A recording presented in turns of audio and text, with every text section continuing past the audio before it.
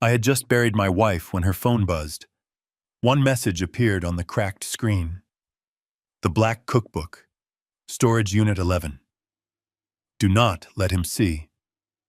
My blood ran cold. I was standing right beside her fresh grave in the freezing Chicago rain. Before I continue this story, take a deep breath, because what I am about to tell you is something I never imagined would happen in my own family. If you have ever been betrayed by the people you sacrificed everything for, please hit the like button and subscribe to the channel. Let me know in the comments where you are watching from and what time it is there right now. It gives me strength to know I am not alone. Now let me take you back to that bitter afternoon. The rain in Chicago has a way of cutting right through your clothes straight to the bone. But the chill I felt that day was not from the weather. It was from the gaping hole in the earth right in front of me. I am Richard Caldwell. For 40 years I worked as a structural engineer. I spent my entire life calculating load-bearing walls tension and the exact amount of steel needed to ensure that massive buildings would never collapse. I knew how to build things that would last forever. But as I stood there watching the mahogany casket being lowered into the muddy ground, I realized I had failed to protect the foundation of my own life. Patricia and I were married for 45 years. 45 years. You think you know a person after that long? You think you know their every habit, every sigh, every small smile. My Patricia was a gentlewoman. She spent her days tending to her rose bushes in the backyard and baking apple pies that made the whole neighborhood smell like cinnamon and sugar. She was the heart of our home. She was not a woman of mystery. She did not have dark secrets, or so I believed. I stood there under a large black umbrella, shivering in my dark wool coat. I looked across the open grave at my children. My son Derek stood tall and immaculate in a tailored designer suit that probably cost more than my first car. He is a real estate developer. Always flashy, always talking about his next big deal. Next to him was his wife Megan, shivering in the cold, but making sure everyone saw her expensive leather gloves and designer handbag. They looked like they belonged in a magazine, not a muddy cemetery. Then there was my daughter Sarah. She works as an administrative director at a large city hospital. She was dabbing her eyes with a tissue, playing the role of the devastated perfect daughter. Her husband Brian stood slightly behind her, quiet and unremarkable, holding her umbrella. He was a man who had failed at 3 different businesses, always living in the shadow of my successful children. I looked at all of them, the family I had built. My hands, heavily scarred and calloused from decades of working with rebar and concrete, gripped the handle of my umbrella. I had worked 80-hour weeks. I had breathed in toxic cement dust and ruined my knees on construction sites just to pay for Derek and Sarah to attend the best private universities. I gave them everything so they would not have to struggle the way I did. They were supposed to be my proudest achievements. The priest was reading the final blessing. The words blurred together in the cold wind. Ashes to ashes, dust to dust. I reached my free hand into the deep pocket of my coat to find a handkerchief. Instead, my fingers brushed against cold glass and metal. It was Patricia's old smartphone. I had slipped it into my pocket that morning. I could not bear to turn it off or put it away in a drawer just yet. I wanted to keep it close to my chest, maybe to look at her photos later when the house became too quiet. I assumed the battery was practically dead. I assumed no one would be texting a dead woman during her burial. Suddenly, the phone vibrated. It was not a soft notification. It was a violent, sharp buzz against my ribs. It startled me so much I almost dropped my umbrella. I quickly pulled my hand out of my pocket, keeping the phone shielded from the rain and hidden beneath the dark canopy of the umbrella. I tapped the screen. The brightness hurt my tired eyes in the gloomy afternoon light. It was a text message, but it was not from a friend offering condolences. It was from an unknown, blocked number. And looking closer, I realized it was an automated scheduled message. Someone had programmed this text to be sent at this exact date and time, the day of her funeral. I squinted through my reading glasses and read the words that would ultimately destroy everything I thought I knew. The Black Cookbook, Storage Unit 11. Do not let him see. I stopped breathing. The cemetery faded away. The sound of the rain hitting the umbrellas around me became a dull hum. I read the words again, my engineering mind desperately trying to make sense of the data. The Black Cookbook, Storage Unit 11. Do not let him see. Why would Patricia, a woman who rarely left our suburb, have a storage unit? And where was Unit 11? But the most terrifying part of that message was the last sentence. Do not let him see. Who was him? A slow, creeping dread wrapped around my throat. A scheduled text meant this was planned. A delayed trigger. A dead man switch. My wife had known she was going to die. She had prepared for it. And she was hiding something from someone. I slowly lifted my head and looked across the grave again. Derek was checking his expensive watch, looking bored and impatient. Sarah was whispering something to Megan, her eyes dry now. Brian was staring directly at the casket, completely still. One of the men standing near me could be the reason my wife was dead. One of them might be the him she was so terrified of. I slid the phone back into my coat pocket, my knuckles turning white. I was no longer just a grieving widower. I was a man standing on a collapsing bridge, and I needed to find out who pulled the support beams. Tonight, I had to find that cookbook. The drive back from the cemetery was an absolute blur. The mourners had gathered at the house for the reception, eating the catered sandwiches and offering empty platitudes. I nodded. I shook hands. I played the part of the grieving widower perfectly. But beneath my quiet exterior, a violent storm was raging. My mind kept returning to the phone in my pocket, the phone that felt heavier than a block of lead. By 10 o'clock, the last guest had finally left. Derek and Megan were the first to make their excuses, claiming they had an early flight for a business trip. Sarah and Brian lingered a bit longer, packing up the leftover food before retreating to their own lives.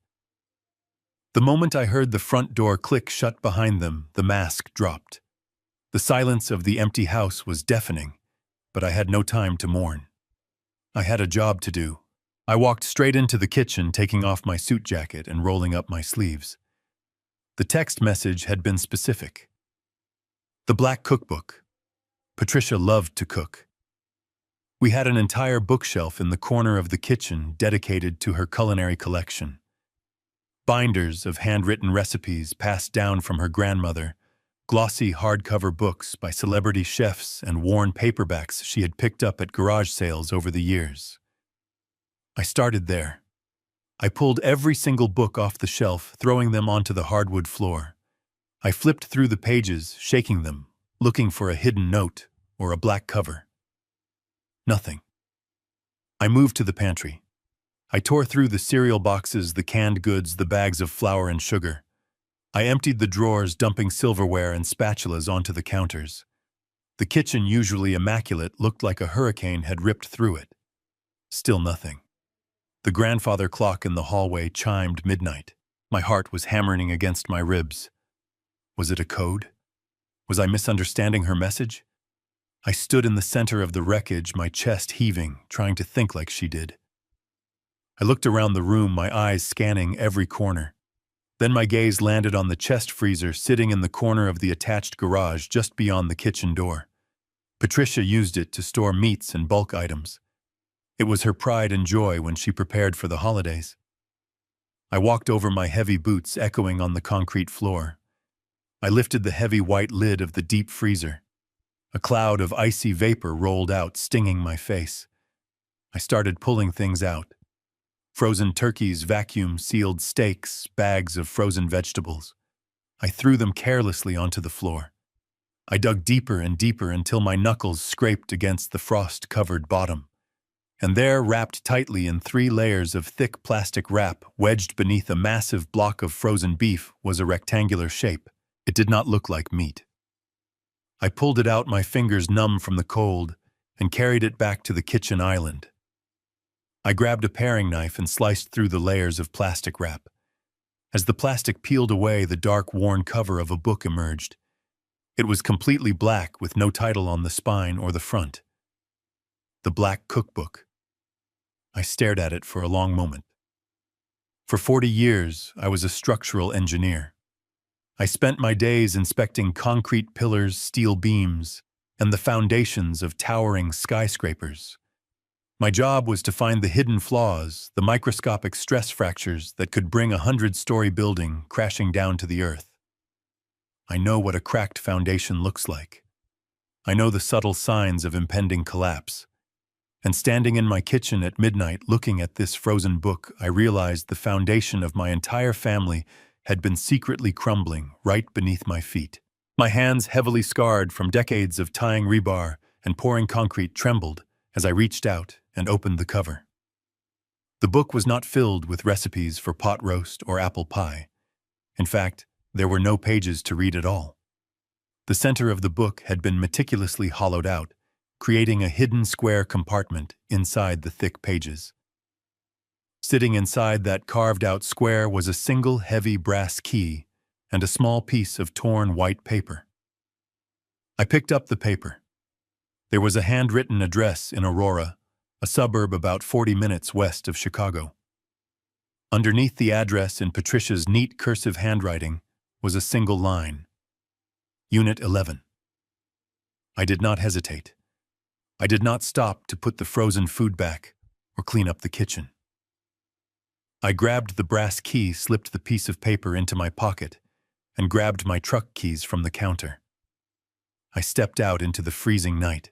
The rain had stopped, but the air was thick with a biting cold that cut through my thin sweater. I climbed into my pickup truck, the engine roaring to life in the quiet suburban neighborhood. I backed out of the driveway and sped toward the highway, leaving my empty house and my sleeping neighborhood far behind. The drive out to Aurora felt like a fever dream. The highway was empty, just endless stretches of dark asphalt, illuminated by the harsh yellow glow of the streetlights. My mind was racing, trying to piece together a puzzle with missing edges. Why Aurora? We had no friends there. We had no business there. Why would a woman who spent her weekends knitting sweaters for her future grandchildren need a secret storage unit 40 miles from home? And why did she hide the key under frozen meat?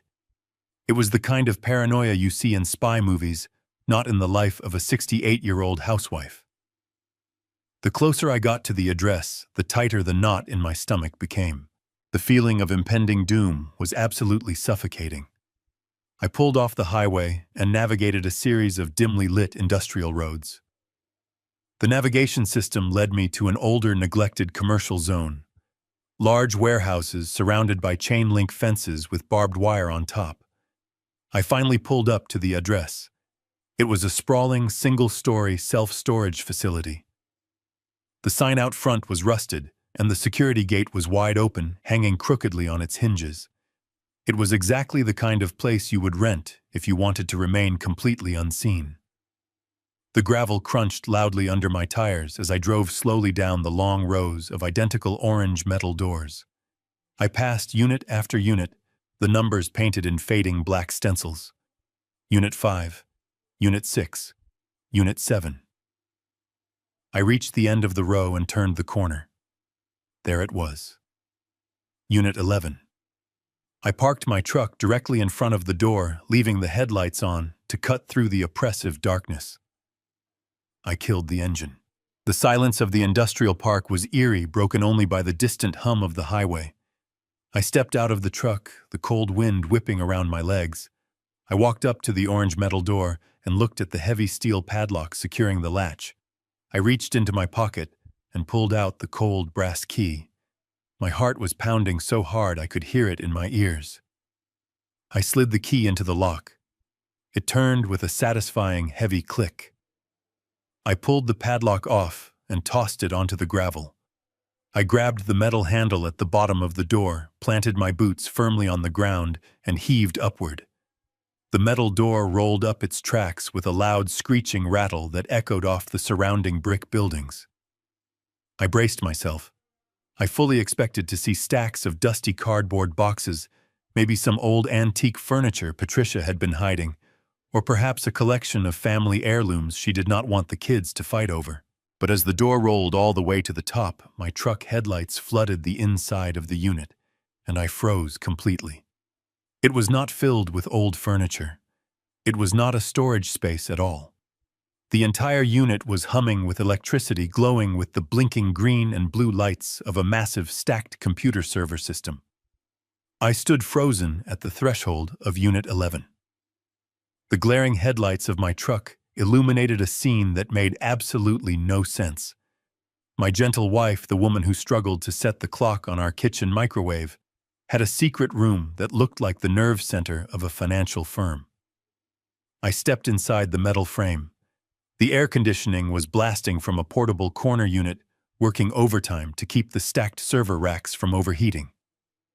I walked slowly past the blinking green and blue lights, my heavy work boots scuffing softly against the bare concrete floor. The hum of the cooling fans was the only sound in the room. In the back half of the unit, sitting under a harsh fluorescent overhead light, was a heavy steel desk. On top of it sat a commercial-grade money counter, the exact kind you see behind the teller glass at a bank. Right next to it was a heavy-duty industrial paper shredder, its clear plastic bin completely full of cross-cut confetti. And against the back cinder-block wall, resting on cheap metal shelving, was a row of thick black legal binders. I walked toward the shelves. My legs felt like they were made of solid lead. I reached out and grabbed the first binder on the left. It had no label on the spine. I carried it over to the steel desk and flipped it open. The first page was a bank statement. Not just any bank statement. It was a document from the wealth management firm that held my primary retirement portfolio. For 4 decades, I poured every single extra cent I earned into that account. I gave up family vacations. I drove second-hand pickup trucks until the engines literally died, and I packed my own lunches every day, all so that Patricia and I would never have to worry in our old age. I wanted our kids to have a permanent safety net. The balance at the top of the page made my chest tighten painfully. $2.5 million. But that was a statement from 3 years ago. I flipped the page. Another statement dated a few months later. 2 million. I flipped another page. 1.5 million. I began to flip faster, my breathing growing shallow and frantic. The most recent statement, dated just last month, showed a remaining balance of less than $50,000. Over $2 million had vanished, vaporized into thin air. I dug deeper into the binder, flipping past the summary pages. I found wire transfer authorization forms. There were hundreds of them, each one moving $20,000 or $30,000 at a time to an offshore account I did not recognize. I looked at the bottom of the authorization forms. There was my signature. Richard Caldwell. But it was not my signature. It was a brilliant forgery, but an engineer knows his own lines. The loop on the capital letter was slightly too wide.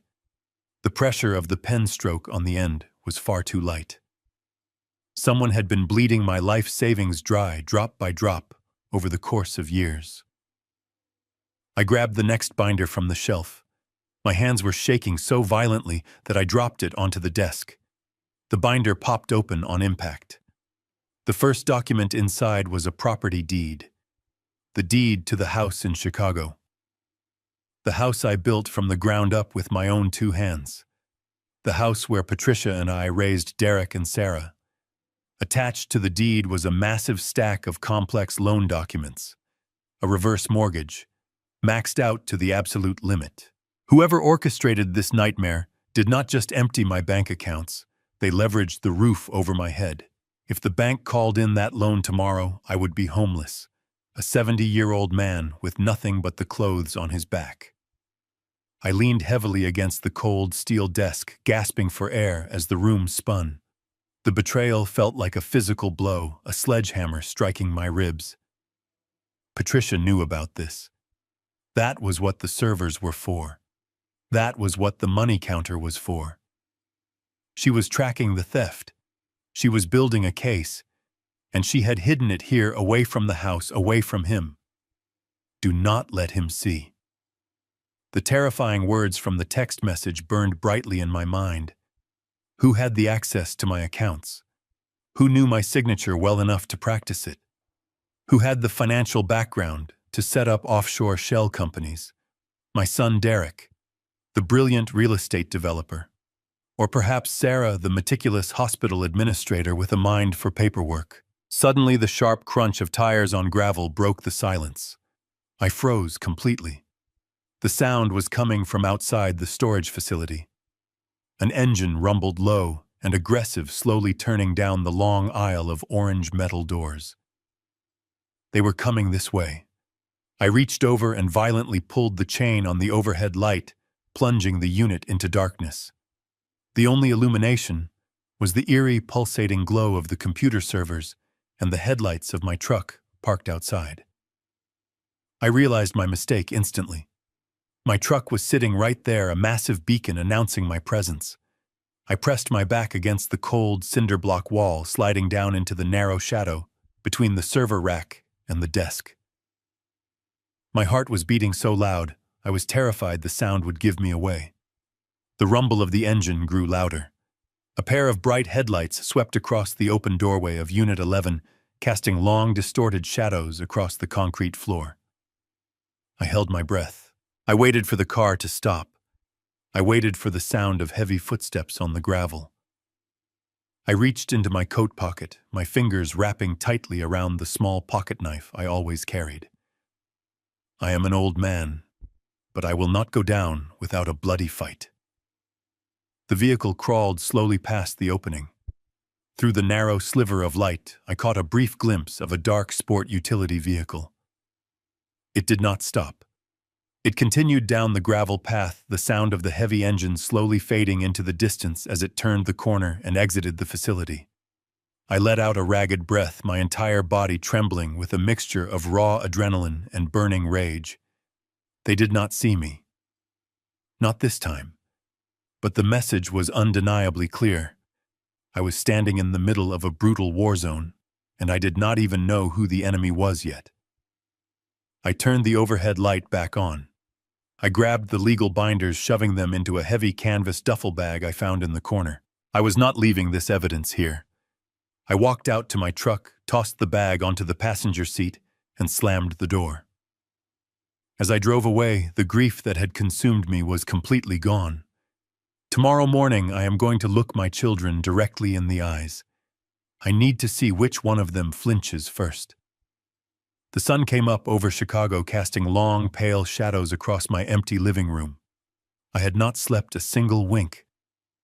I had spent the remaining hours of the night sitting in my leather armchair, staring at the canvas duffel bag I had dragged in from the truck. Inside that bag was the blueprint of my financial execution. At 7 in the morning, I picked up my phone and sent a group text to Derek and Sarah. I told them I was looking through some of their mother's desk drawers for a life insurance policy, and I found something that confused me. I asked them to come over immediately. I kept my tone helpless, playing the part of the frail, bewildered old man they thought I was. They arrived within the hour. Derek walked through the front door first, holding a cup of artisan coffee, looking slightly annoyed at the inconvenience. He was wearing a casual weekend outfit that still managed to look like it belonged in a catalog.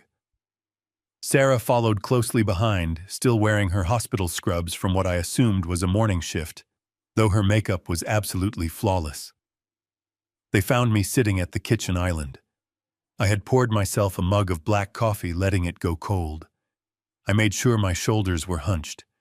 I made sure my hands were visibly trembling. I did not show them the canvas bag. I did not tell them about the storage unit. I only placed one single piece of paper on the marble countertop. It was a copy of the most recent bank statement from my retirement portfolio, the one showing that over $2 million had been completely wiped out. I looked up at my children, letting my eyes water just enough to sell the performance. I pushed the piece of paper across the counter toward Derek. I asked him what this meant. I asked him how the money I had saved for 40 years was just gone. I watched his face very carefully. I watched for the flinch. But Derek was a real estate developer.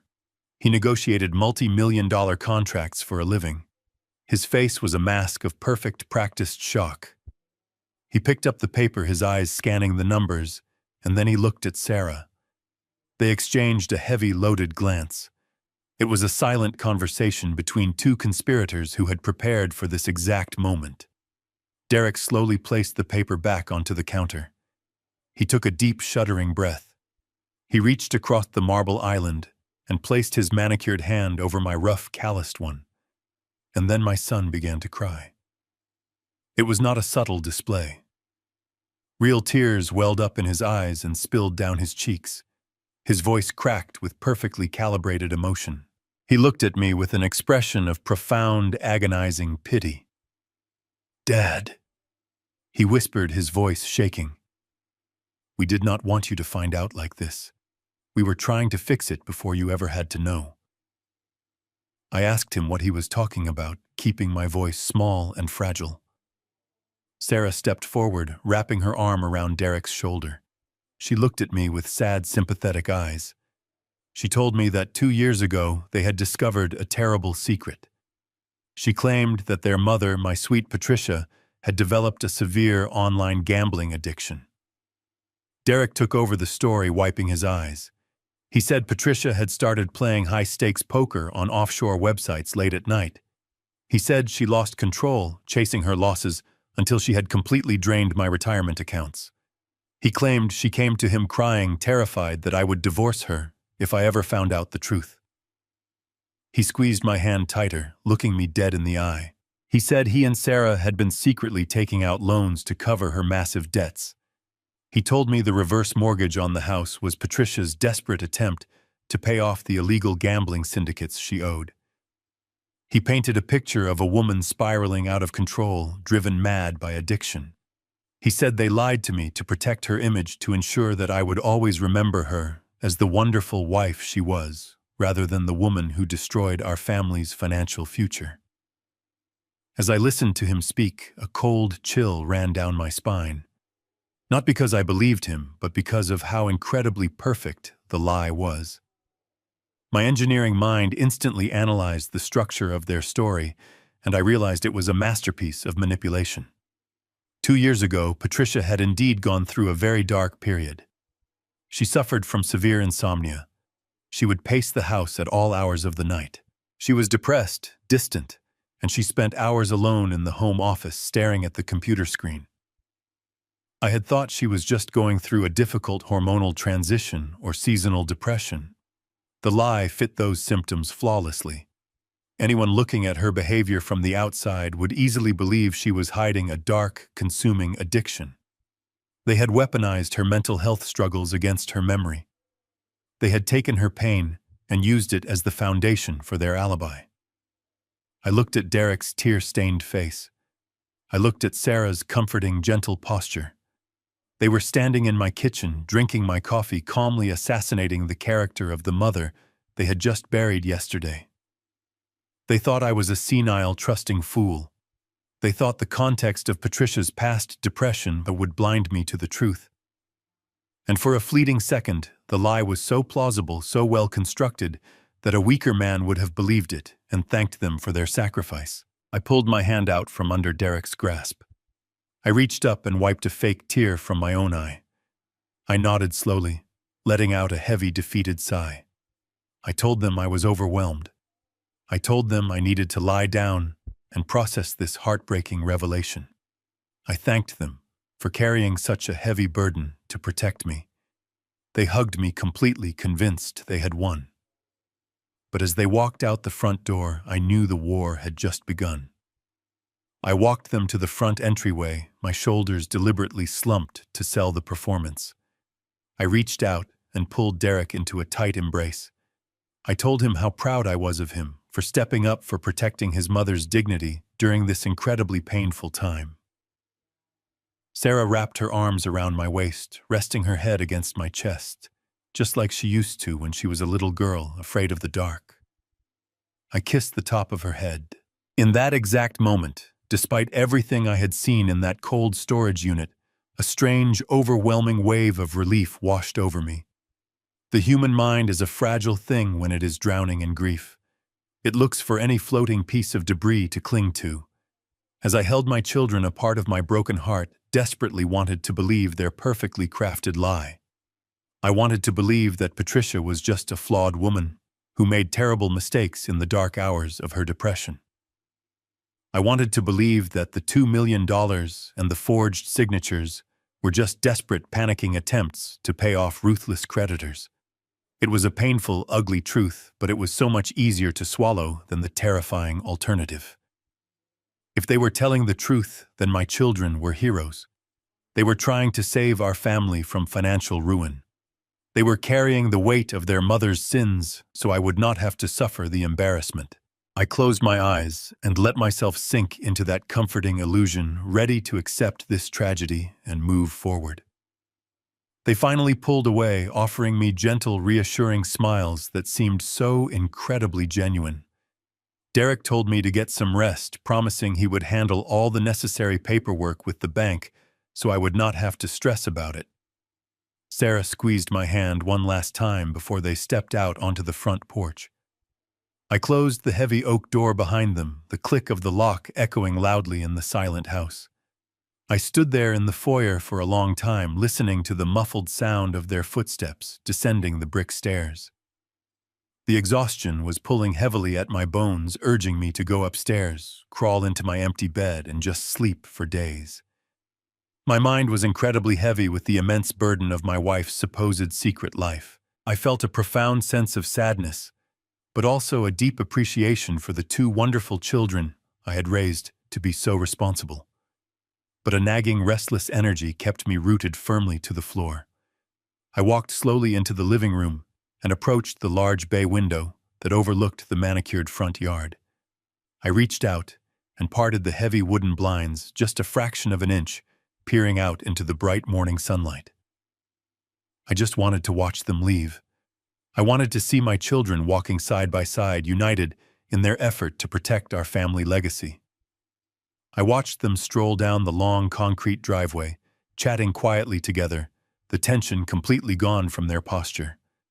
Then I heard the distinct, aggressive roar of a high-performance engine turning onto our quiet suburban street. A vehicle pulled up to the curb, parking right at the end of my driveway. It was not Derek's sensible company sedan. It was a brand-new, pristine white Porsche Cayenne Turbo. The morning sun gleamed beautifully off the flawless paint and the massive custom black alloy wheels. The tinted passenger window rolled down smoothly, revealing Derek's wife, Megan, sitting proudly behind the leather-wrapped steering wheel. She was wearing a pair of oversized designer sunglasses and smiling brightly at her husband.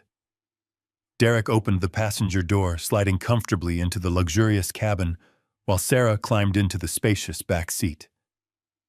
I stared at the vehicle, my breath suddenly catching in my throat. I know cars. I know engineering, and I know the exact cost of luxury automotive upgrades. That specific model with those custom interior packages easily cost over $150,000. It still had the temporary dealer tags taped to the inside of the rear windshield. They had just bought it. The dealership name was printed boldly across the paper license plate in the back window. I stood perfectly still, my fingers gripping the edges of the wooden blinds so tightly my knuckles began to ache. The comforting illusion I had just wrapped myself in evaporated entirely into the cold morning air.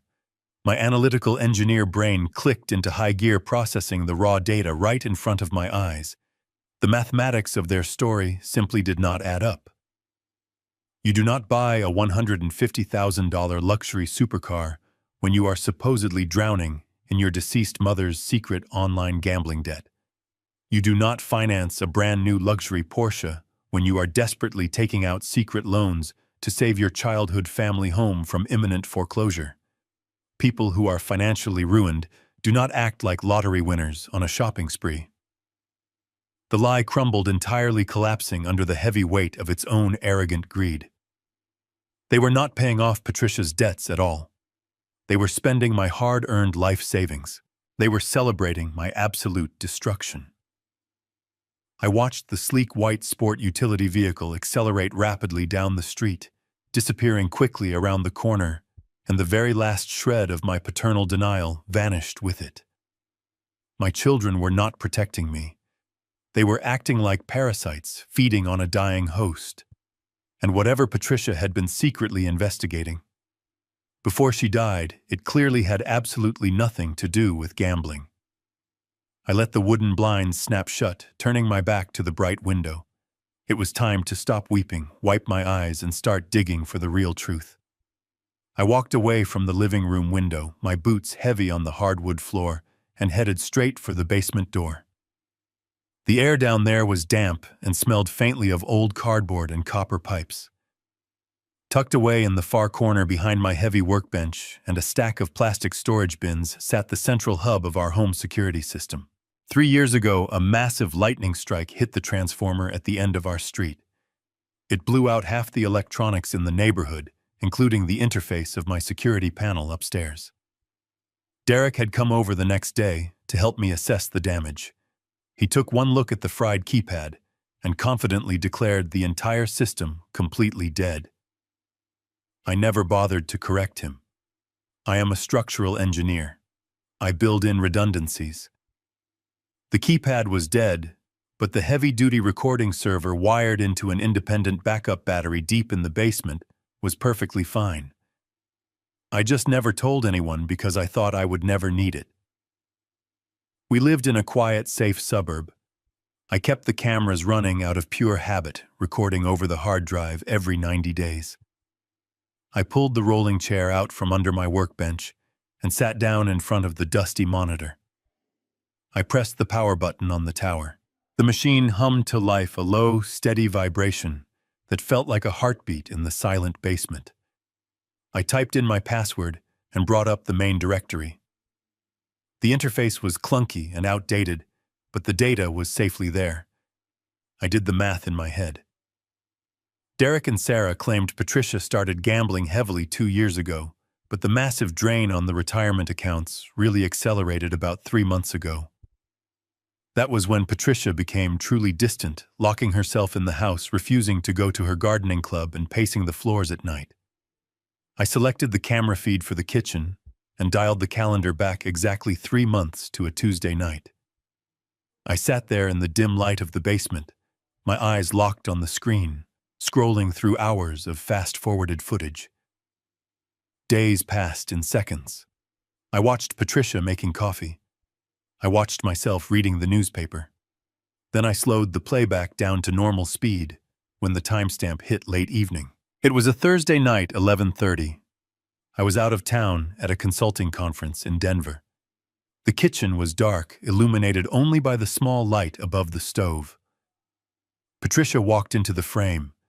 She was wearing her thick flannel robe, her hair pulled back into a messy bun. She looked exhausted. But she did not go to the refrigerator for a glass of water, and she did not open a laptop to log into an illegal offshore poker site. Instead, she walked over to the back door, unlocked the heavy deadbolt, and slowly opened it. A man stepped out of the shadows and into my kitchen. He was tall, broad-shouldered, and wearing a cheap, wrinkled trench coat that looked completely out of place in our pristine neighborhood. I paused the video, leaning closer to the monitor, my nose almost touching the cold glass. I enhanced the image, zooming in on the stranger's chest. Clipped to his belt, just barely visible when his coat fell open, was a metallic badge. It was not a police shield. It was a private investigator credential. I hit play again. Patricia gestured for the man to sit at the kitchen island. She did not offer him a drink. Her body language was rigid, defensive, and deeply frightened. The man reached into his coat pocket and pulled out a thick manila folder, sliding it across the marble countertop. Patricia opened it. Even on the grainy security footage, I could see her hands shaking violently. She stared at the documents inside the folder for a long time. Then she reached into the deep pocket of her robe and pulled out a thick white envelope. It was bulging with cash. She handed it to the investigator. He nodded, stood up, and quietly let himself out the back door. Patricia sat alone in the dark kitchen for another hour, clutching that manila folder tightly to her chest, sobbing silently into her hands. I sat back in my chair, the cold basement air suddenly feeling absolutely suffocating. My wife was not a gambler. She had not lost our life savings on internet poker games. She was paying a private investigator in untraceable cash to dig up information. The pieces of this twisted puzzle were slowly sliding into place, but the picture they were forming was horrifying. Patricia had found out that the money was disappearing. She had seen the forged signatures and the reverse mortgage on our home. But instead of coming to me, instead of calling the police, she hired a professional to quietly investigate the massive theft. Why would she do that? Why would my gentle, loving wife bypass law enforcement and risk her own safety to conduct a shadow investigation? There was only one conclusion. The realization hit me with the force of a freight train, knocking the breath out of my lungs. You only hide an investigation from the police if you are trying to protect the person committing the terrible crime. She knew who was stealing from us. She knew it was someone incredibly close, someone she loved too much to send to a concrete prison cell without trying to fix it herself first. She was investigating our own children. But what on earth did that private investigator find in that manila folder that was so unbelievably dangerous, so terrifying, that it ultimately ended up costing my wife her life? I had to find out. I had to know exactly what was inside that folder before my children realized I was hunting them. The clock was ticking, and I was out of time. The week that followed was an exercise in pure psychological endurance. I played the part of the broken mourning husband, perfectly shuffling around the house in my slippers and answering their phone calls with a frail, shaking voice. Exactly 1 week after the funeral, I invited Derek and Sarah over for a family dinner. I told them I wanted to thank them for being such supportive children during the hardest chapter of my life. I spent the entire afternoon cooking a heavy pot roast, the way Patricia used to make it, letting the rich aroma of beef and rosemary fill the empty house. I set the large mahogany dining table with our best china. When the doorbell finally rang at 6 o'clock, I took a deep breath, plastered a weak smile onto my face, and opened the door. Derek and Sarah were standing on the porch, but they were not alone. Standing right behind them was a tall, sharply dressed man carrying a sleek leather briefcase. Derek introduced him smoothly as an old college friend who just happened to be in the neighborhood, but the cold, calculating look in the man's eyes told an entirely different story. I welcomed them inside, playing the role of the gracious, confused host. We sat down at the dining table, the heavy silence punctuated only by the clinking of silverware against porcelain. The small talk did not last long. Before I could even finish my first slice of roast, Derek cleared his throat and set his fork down. He looked at Sarah, who immediately reached into her designer handbag and pulled out a thick stack of legal papers. The stranger opened his briefcase and produced a high-end fountain pen, placing it deliberately on the polished wood table. Derek leaned forward, resting his elbows on the table, adopting that same practiced, sympathetic tone he had used in my kitchen a week prior. He said they had been talking, and they were deeply worried about my mental state.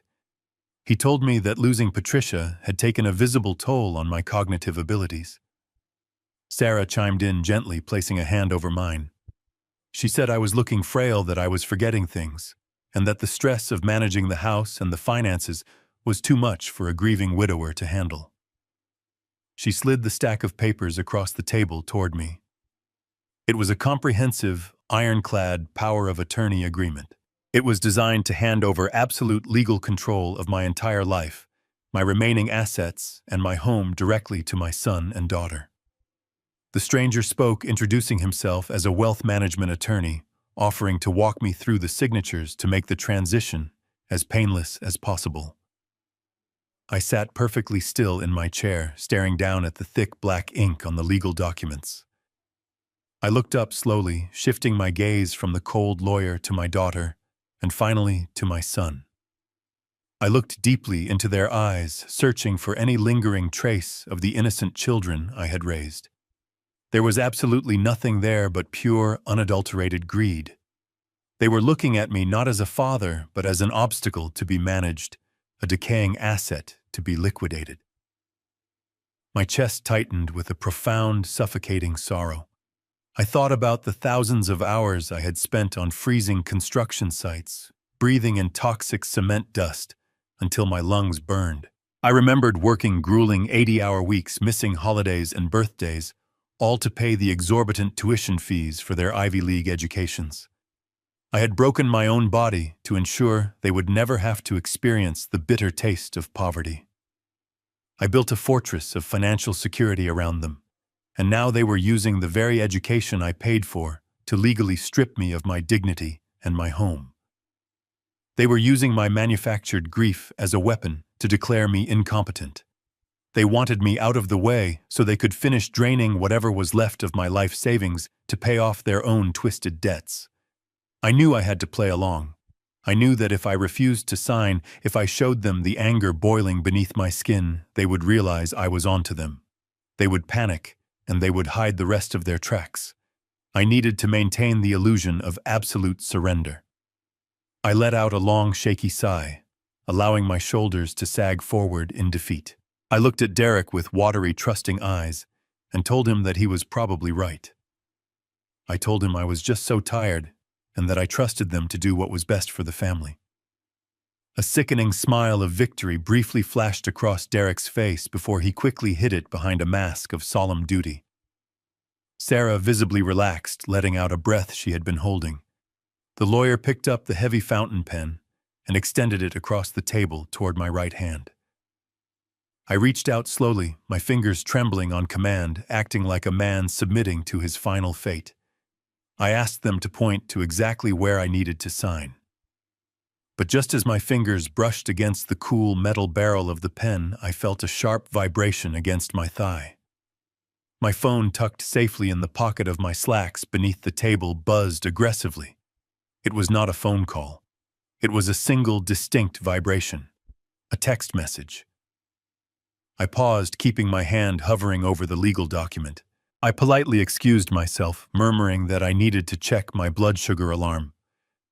I pulled the heavy phone out from under the table and tapped the dark glass screen. The bright notification illuminated my lap. It was another automated scheduled text message from my dead wife's phone number. The message contained only 7 words. Check my heart meds. Look in drawer number 3. I slipped the phone back into my pocket, my heart thudding painfully against my ribs. The lawyer was still holding the fountain pen out to me, his cold eyes waiting for my signature.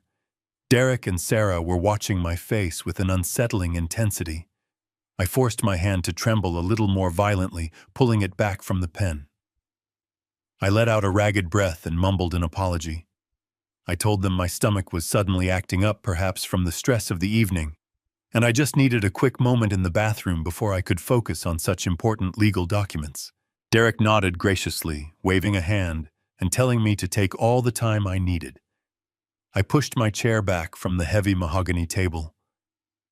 My legs felt like they were made of liquid lead, but I forced myself to stand and walk slowly toward the hallway. I could feel their eyes burning into my back as I shuffled away. As soon as I turned the corner and was out of their line of sight, my posture instantly straightened. The facade of the frail old man vanished. I hurried down the carpeted hallway and slipped into the master bathroom, closing the heavy wooden door behind me. I turned the brass lock until it clicked softly, securing myself inside. I leaned back against the door, closing my eyes and forcing my breathing to steady. I could hear the faint, muffled sound of their voices drifting down the hall from the dining room. They were probably whispering to the lawyer, celebrating their impending victory. I opened my eyes and looked at the large vanity mirror. My reflection stared back at me, pale and exhausted, but my eyes were sharp. I stepped over to Patricia's side of the vanity. Since the day she died, I had not touched a single thing on her counter. Her favorite perfume bottle was still sitting next to her silver hairbrush. I took a deep breath, inhaling the faint scent of vanilla that still lingered in the room, and then I opened the cabinet beneath her sink. Inside, there were several small sliding drawers where she organized her cosmetics and daily necessities.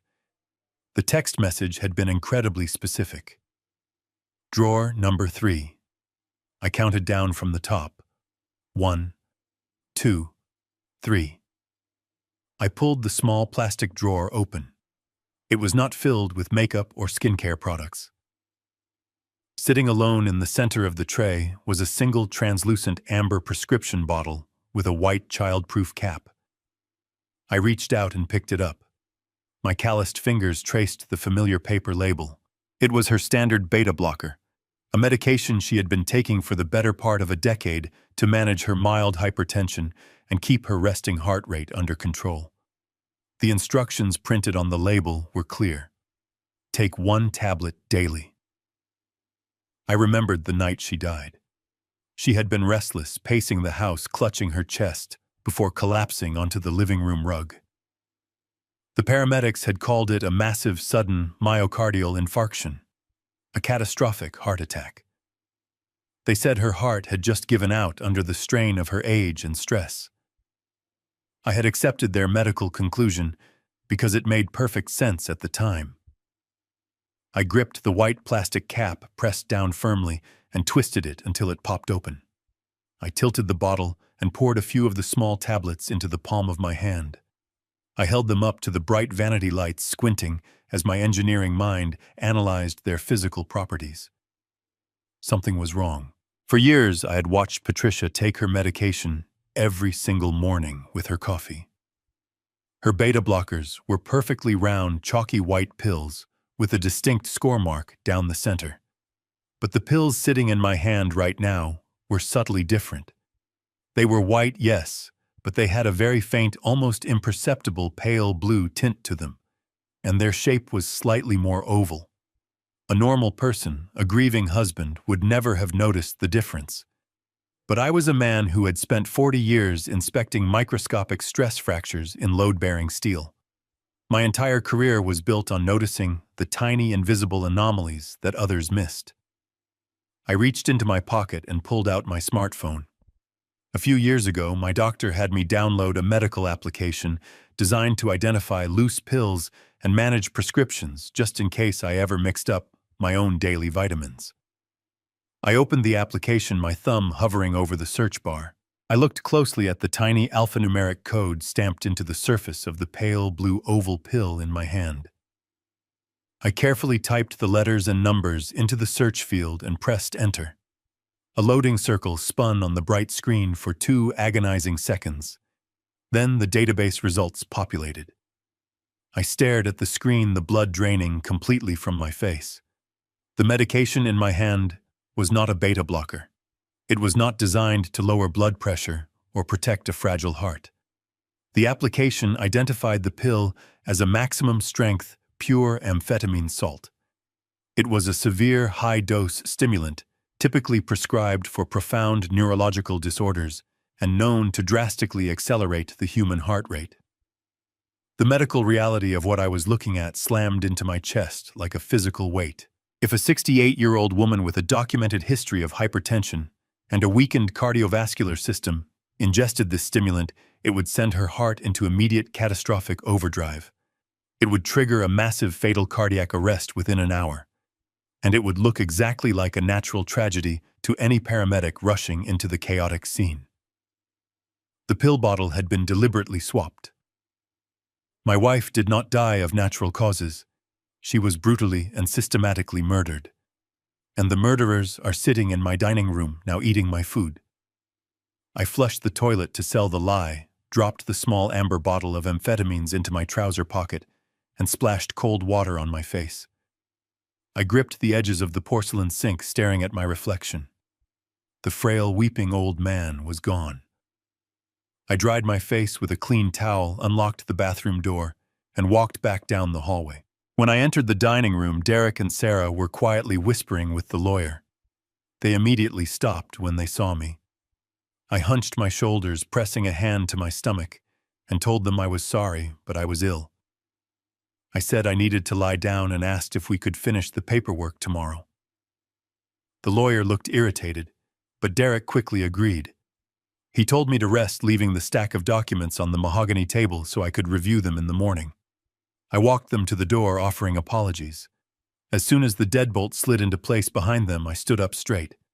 The tremors in my hands vanished. My blood was no longer running cold with grief. It was boiling with focused rage. I walked to my home office and picked up the telephone. It was time to stop playing defense. I dialed a number I had not called in 5 years. It belonged to Mitchell Pierce. Mitchell and I went way back to my early days in commercial construction. While I was analyzing the physical structure of skyscrapers, Mitchell was analyzing the financial structures of the corporations building them. He was a forensic accountant and the most ruthless, relentless financial investigator in the city of Chicago. He was the kind of man who could find a single missing dollar hidden in a labyrinth of 1,000 shell companies. I did not bother with pleasantries when he answered the phone. I told him my wife had been murdered, my life savings were stolen, and my own children were holding the smoking gun. Mitchell was silent for 3 heavy seconds. Then he asked where I needed him to be. I gave him the address to the storage facility in Aurora and told him to meet me there in 1 hour.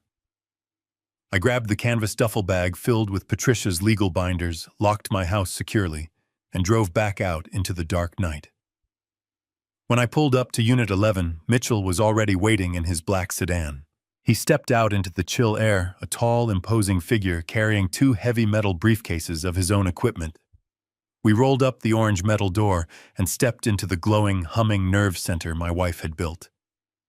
Mitchell let out a low whistle as he took in the stacked computer servers and the industrial paper shredder. He set his briefcases on the steel desk, flipped open his laptops, and immediately went to work. I pulled the heavy binders out of my duffel bag and laid them flat on the table, showing him the forged wire transfers and the maxed-out reverse mortgage on my house. For the next 4 hours, the storage unit was dead silent, except for the frantic clicking of Mitchell's keyboard and the low hum of the cooling units. I paced the concrete floor, my mind racing through the horrific reality of my situation. I was officially at war. But this was not a battlefield with guns and trenches. This was a war of legal contracts, offshore accounts, and psychological manipulation.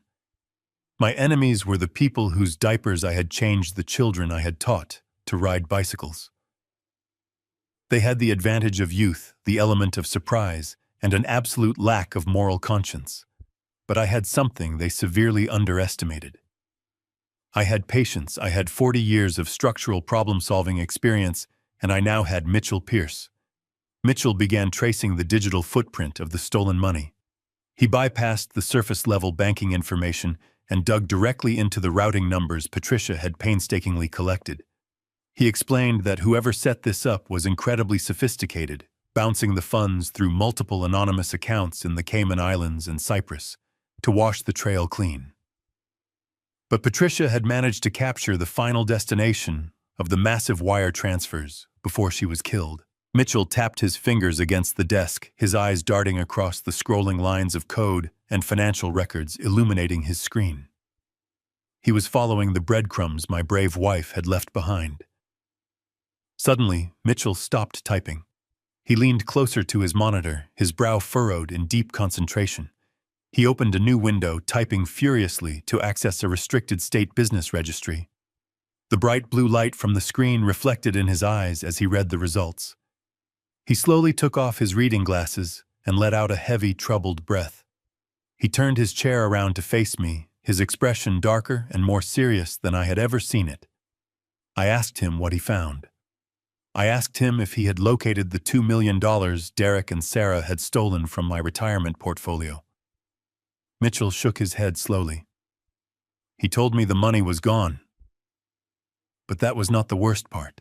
He looked me in the eye and said he had just run a deep background check on my son's real estate firm, the company Derek constantly bragged about with the flashy downtown office and luxury cars. Mitchell revealed that Derek's firm had not actually closed a single legitimate property deal in over 3 years. The entire business was completely bankrupt on paper. But millions of dollars were still flowing into its corporate accounts every single month from unknown, untraceable sources. Mitchell tossed a printed ledger onto the steel desk. He said Derek was not a real estate developer anymore. The company was nothing but a massive, highly illegal front for a shadow banking syndicate, and my son was in business with incredibly dangerous people. The drive back from the storage unit in Aurora felt entirely different from the drive there. The crushing weight of grief had been completely replaced by a cold and calculated clarity. Mitchell's revelation echoed in my mind as the highway lines blurred past my windshield. My son was not just a greedy child stealing from his father. He was a desperate man backed into a corner by incredibly dangerous people. A shadow banking syndicate does not accept apologies, and they certainly do not forgive massive debts. Derek had leveraged my home and drained my life savings because his own life was likely on the line. And Patricia had discovered the truth. She had built that war room to expose him, hoping the authorities could protect him from the syndicate before they killed him. Instead, Sarah had protected her brother, the only way she knew how. She had murdered our mother. I pulled into my driveway as the sun was just beginning to rise, casting a pale gray light over the quiet suburban street. I walked into the house, my boots echoing in the empty foyer. The stack of legal documents was still sitting exactly where the lawyer had left them on the mahogany dining table. I walked over and stared down at the crisp white pages. A power of attorney. The ultimate surrender of my life, my assets, and my freedom. They wanted the legal authority to liquidate everything I had left to save Derek from the monsters he was in bed with. I knew exactly what I had to do. I had to give them exactly what they wanted, or at least exactly what they thought they wanted. I had to build a Trojan horse. At 9 o'clock in the morning, I picked up the telephone and called Derek. I kept my voice weak, letting a slight tremor bleed into my words. I told him I had spent the night thinking about his offer. I told him I was just too exhausted to manage the house and the accounts anymore. I asked him to come over with Sarah so we could finalize the paperwork. They arrived less than 30 minutes later. They practically ran up the front steps, their faces poorly masking their absolute elation. Sarah immediately went to the kitchen to make a pot of tea, playing the role of the caring daughter, while Derek sat down across from me at the dining table. He slid the documents toward me, handing me a sleek black pen. I took a deep breath, letting my hands shake visibly as I picked up the pen. I looked at Derek, offering a sad, defeated smile. Then I pressed the tip of the pen to the signature line. For 40 years, I drafted structural blueprints that required absolute millimeter precision.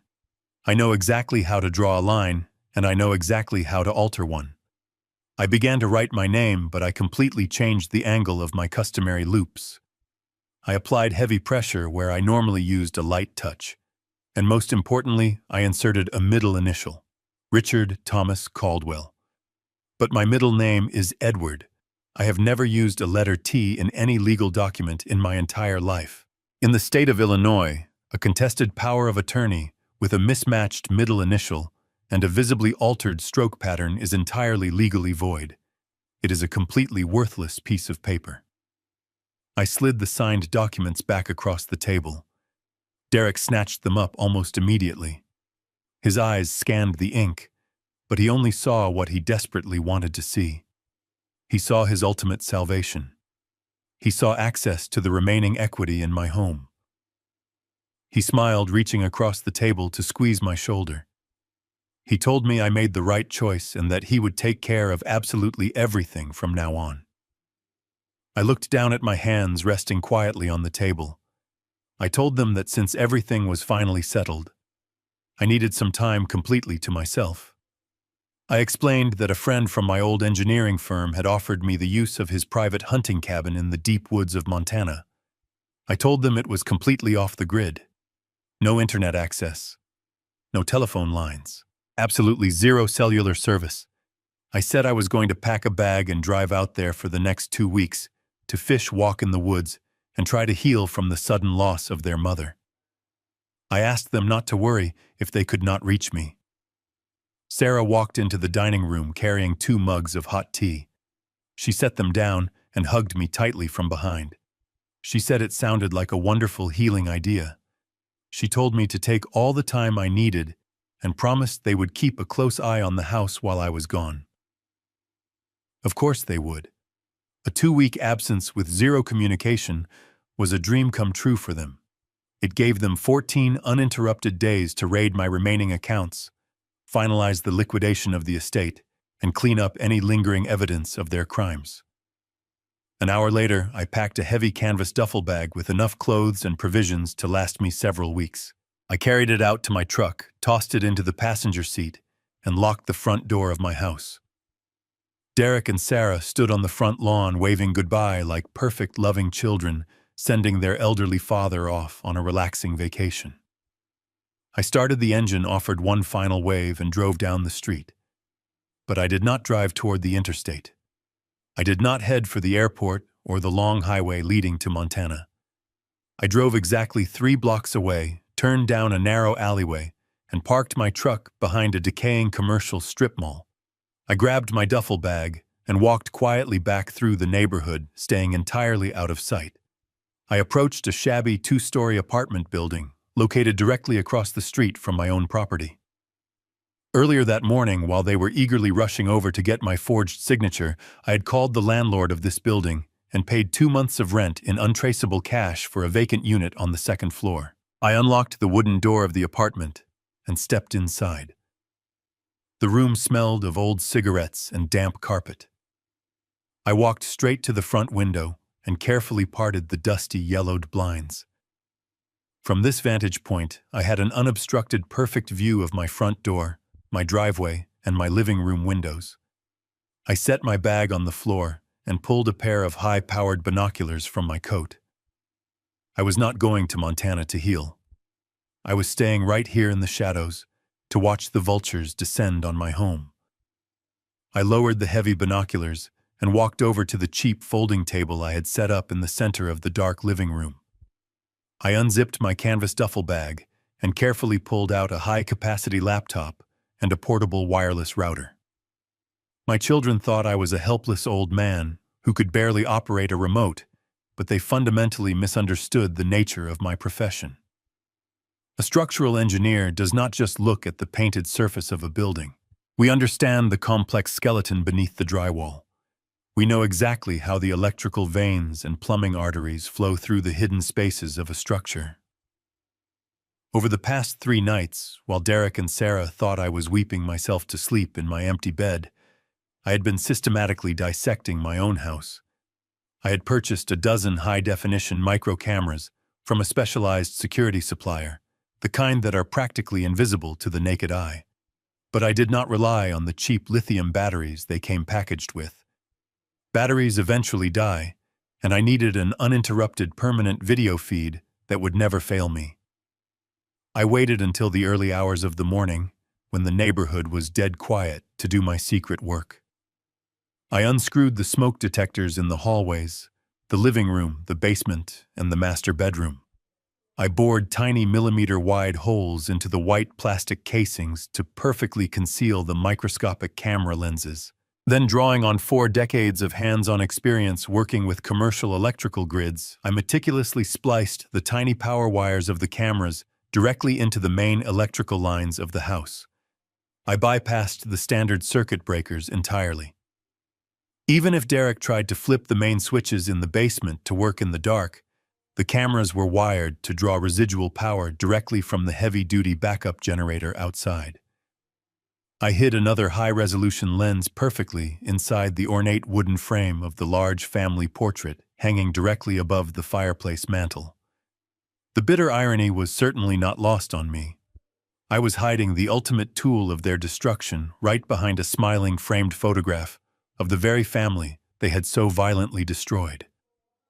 By the time the sun came up each morning, there was absolutely no visible trace of my midnight renovations. There was no drywall dust left on the hardwood floors, no crooked picture frames, and no out-of-place wires. My home had secretly become a living, breathing surveillance network, and every single room was now wired to broadcast a secure, heavily encrypted signal directly to the cloud server I had rented. I plugged the sleek laptop into the wall outlet of the shabby apartment and booted up the operating system. The screen glowed brightly in the dim, stale room, casting a pale blue light across my worn face. I typed in the complex alphanumeric encryption key I had generated, my calloused fingers moving quickly and deliberately across the keyboard. A green loading bar appeared on the screen, filling slowly, as the software reached digitally across the street and connected to the hidden network inside my home. My heart beat with a steady, calculated rhythm. There was absolutely no fear left in my chest, only a cold, mechanical anticipation of the justice I was about to serve. I knew that what I was doing crossed several legal boundaries regarding privacy, but the laws of men meant absolutely nothing to me anymore. I was seeking a higher form of retribution for the innocent woman who had shared my life. The software chimed softly in the quiet room, and the dark computer screen suddenly fractured into a perfect grid of 12 high-definition video feeds. I could see everything. I saw my empty kitchen with the gleaming marble countertops. I saw the heavy mahogany dining table where the forged legal papers still lay perfectly undisturbed. I had clear views of the long hallways, the dark concrete basement, and the master bedroom where my wife had spent her final terrified nights. The audio feeds were crystal clear, picking up the faint rhythmic ticking of the antique grandfather clock standing in the front foyer. I adjusted the digital contrast on the screens, making sure every dark corner and shadow in the house was perfectly illuminated and visible. I pulled up a dilapidated wooden chair, its uneven legs scraping loudly against the bare floorboards of the apartment, and sat down directly in front of the glowing video grid. I reached into my deep coat pocket and pulled out the small amber prescription bottle of lethal amphetamines. I set it down gently on the plastic table right next to the laptop keyboard. It sat there as a silent, glaring reminder of exactly why I was putting myself through this agonizing nightmare. I crossed my arms tightly over my chest and stared intensely at the empty rooms of the house I had spent 30 long years paying for. The house where I had raised a murderer and a ruthless thief. The trap was now perfectly set. The bait was the forged power of attorney document sitting on the dining table, promising them the golden keys to their ill-gotten financial kingdom. They thought I was driving my truck down a lonely highway toward the distant mountains of Montana, completely oblivious to their twisted, murderous schemes. They truly believed the house was entirely theirs to plunder without consequence. The silence in the cheap apartment was absolutely deafening, broken only by the low, steady humming of the powerful laptop fan trying to keep the internal processors completely cool. Every single passing minute felt exactly like an agonizing eternity. I did not blink. I did not move a single muscle in my tired body. I leaned forward in the uncomfortable wooden chair, my eyes locked unblinking on the front door camera feed, just breathing slowly as I waited for the monsters to finally arrive at my doorstep. I did not have to wait very long. Barely 2 hours had passed since I pulled out of my own driveway when the familiar roar of a high-performance engine echoed through the quiet street. The sleek white luxury sport utility vehicle pulled smoothly up to the curb, parking directly in front of my house. The doors opened, and 4 people stepped out. Derek, Sarah, Megan, and Brian. They did not look like a family in mourning. They looked like tourists arriving at a luxury resort, walking with brisk energy. Derek unlocked the front door. He pushed it open and they flooded into the foyer. From my digital vantage point across the street, I watched them enter through the high-definition camera hidden inside the antique grandfather clock. The moment the heavy front door clicked shut behind them, any lingering pretense of sorrow instantly vanished. Derek let out a loud, triumphant cheer that echoed off the hardwood floors. He grabbed his wife Megan by the waist and spun her around in a circle. Sarah laughed out loud, a sharp grating sound that I had not heard in weeks, while Brian trailed behind them, carrying a heavy canvas bag that clinked with the distinct sound of metal tools. They moved into the kitchen, perfectly tracked by the camera I had wired into the smoke detector above the marble island. Derek walked straight to the custom wine refrigerator I had installed for Patricia. He pulled out a bottle of vintage champagne, a bottle I had been saving for our 50th wedding anniversary. He grabbed 4 crystal flutes from the overhead cabinet and popped the cork. The loud crack resonated through the audio feed. They raised their flutes in the center of the kitchen. Derek made a toast. He smiled widely and raised his glass to the clueless old man. He joked about how incredibly easy it was to break me, mimicking my shaking hands and frail voice from the dining room table. He said I handed over the keys to the kingdom without putting up a single fight. Sarah clinked her glass against his, adding that it was pathetic how eager I was to run away and hide in the woods. They threw their heads back and drank my anniversary champagne, celebrating my destruction, in the very room where my wife used to bake for them. I sat in the dark, suffocating apartment, my hands balled into tight fists resting on my knees. I watched the people I had created, the people I had bled for, act like ravenous scavengers picking the meat off a fresh carcass. After they finished their drinks, the celebratory mood shifted into aggressive, calculated action. Derek set his empty glass on the marble counter and gestured toward the back hallway. He told Brian to bring the bag. I switched the primary monitor feed to the home office. This was my private sanctuary, the room where I kept my engineering blueprints, my tax documents, and a heavy steel wall safe hidden cleverly behind a large bookshelf. Derek and Brian walked into the room, followed closely by Sarah and Megan. Derek did not bother looking for the combination written down somewhere, nor did he ask me for it before I supposedly left for Montana. He just pointed at the bookshelf. Brian unzipped the heavy canvas bag and pulled out a massive solid steel crowbar. They shoved the heavy oak bookshelf out of the way, scratching the polished hardwood floor I had meticulously installed with my own hands. Brian wedged the flat end of the crowbar into the narrow seam of the wall safe. He grunted, throwing his entire body weight against the heavy iron tool. The metal groaned and shrieked as the reinforced steel door began to buckle under the immense pressure. Derek stepped in to help, placing his hands over Brian's, and together they pushed with all their might. The drywall around the safe cracked and crumbled, raining white dust down onto the carpet. With a loud, violent snap, the locking mechanism finally gave way. The heavy steel door swung open, revealing the velvet-lined interior. They began pulling out my most private possessions. Envelopes of emergency cash, my antique coin collection, and a small velvet box containing the pearl necklace I had bought for Patricia on our first anniversary.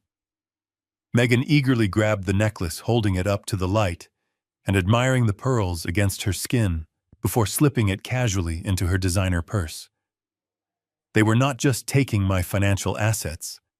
They were violently erasing my history, stealing the precious memories of a life they had already destroyed. I watched them empty the safe, tossing discarded papers onto the floor. Derek grabbed a thick stack of bearer bonds and fanned them out like a deck of playing cards, a greedy smirk plastered across his face. But then the audio feed picked up a sudden shift in the conversation. The laughter died down, replaced by a cold, serious tone. Sarah leaned against my mahogany desk, her arms crossed tightly over her chest. She looked directly at her brother, her eyes narrowing as she lowered her voice. The microphone hidden in the ceiling caught her words with terrifying clarity. She asked Derek if the insurance agent had finally confirmed the policy. Derek stopped fanning the bonds. He nodded very slowly.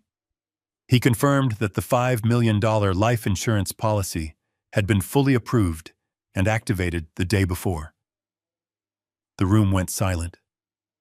Sarah looked at the floor, biting her lower lip before looking back up at her brother.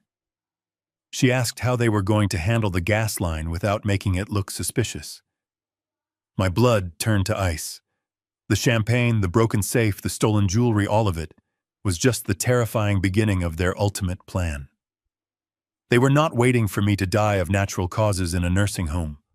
They were actively plotting to end my life and take everything else. I sat completely paralyzed in the dimly lit apartment, staring at the glowing monitors as the chilling reality of their words washed over me.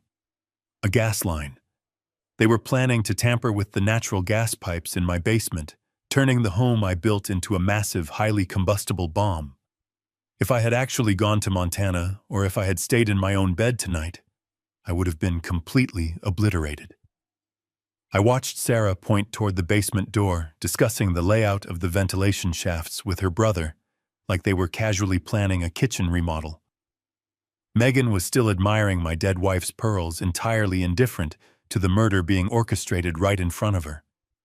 Brian just stood by the ruined wall safe, nodding his head in quiet agreement. I felt a sudden violent wave of nausea wash over my entire body. I had spent 40 years designing structures to protect human life, and now my own flesh and blood were reverse engineering my life's work to orchestrate my execution. Suddenly, the harsh vibration of my cell phone shattered the dead silence of the apartment. I jumped in my wooden chair, my heart leaping into my throat. I pulled the phone from my pocket, terrified that the noise might somehow transmit through the cameras, even though I knew the audio was strictly a one-way feed. The caller identification displayed Mitchell Pierce's name. I swiped the screen to answer and pressed the phone tightly to my ear, my eyes never leaving the video grid showing my children in the living room. Before I could even speak a single word, Mitchell's voice blasted through the speaker. He was breathing heavily, and the usual cold, calculated tone of the forensic accountant was completely gone. He sounded genuinely terrified. "Richard, you need to listen to me right now." Mitchell said, his words rushing out in a frantic, breathless cadence. "I have been digging through the financial back channels all morning, trying to trace the money Derek owes to the shadow banking syndicate. But the numbers were not making any sense. A $4 million debt does not just disappear with a maxed-out reverse mortgage. They needed a massive lump sum payout to clear the ledger and walk away clean. So I started looking elsewhere. I decided to look closely at your daughter." I kept my eyes on the monitor. Sarah was now walking toward the basement stairs, turning on the overhead lights. I asked Mitchell what he had found, keeping my voice down to a harsh whisper in the empty room. Mitchell took a deep breath. He told me he had used a backdoor program to bypass the security firewalls of the city hospital, where Sarah worked as an administrative director. He wanted to see if she was embezzling from the hospital to help cover her brother's massive debts. But he did not find missing hospital funds. Instead, he found Patricia's medical records. He found the autopsy files. Richard, Sarah used her top-level administrative clearance to access the morgue database the morning after Patricia died. Mitchell explained, his voice trembling slightly. "I found the original unedited toxicology report. The one the medical examiner filed before your daughter got her hands on the digital system. Patricia did not suffer a natural heart attack. Her bloodstream was absolutely saturated with a lethal dose of maximum-strength amphetamines." I closed my eyes, a single hot tear escaping and rolling down my cheek. I reached into my coat pocket with my free hand, my fingers wrapping tightly around the amber prescription bottle I had taken from the master bathroom. I told Mitchell I already knew. I told him I found the swapped pills hidden in her vanity drawer. There was a brief moment of stunned silence on the other end of the line. Mitchell swallowed hard, the sound clearly audible over the phone. Then his voice dropped an entire octave, becoming deadly serious. "If you already know they murdered your wife, then you need to understand exactly what they are planning for you," Mitchell said. While I was inside the hospital database, I ran a cross-reference on Sarah's external communications. I found a string of encrypted emails sent from her terminal to a high-risk offshore insurance underwriter. 2 days after Patricia was buried, Sarah and Derek finalized an accelerated life insurance policy. The insured party is you.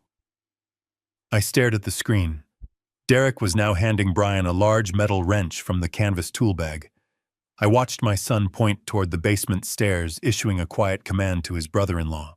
Mitchell continued his words, hitting me like physical blows. "It is a $5 million policy, Richard, but it gets so much worse. The contract includes a specific double indemnity clause.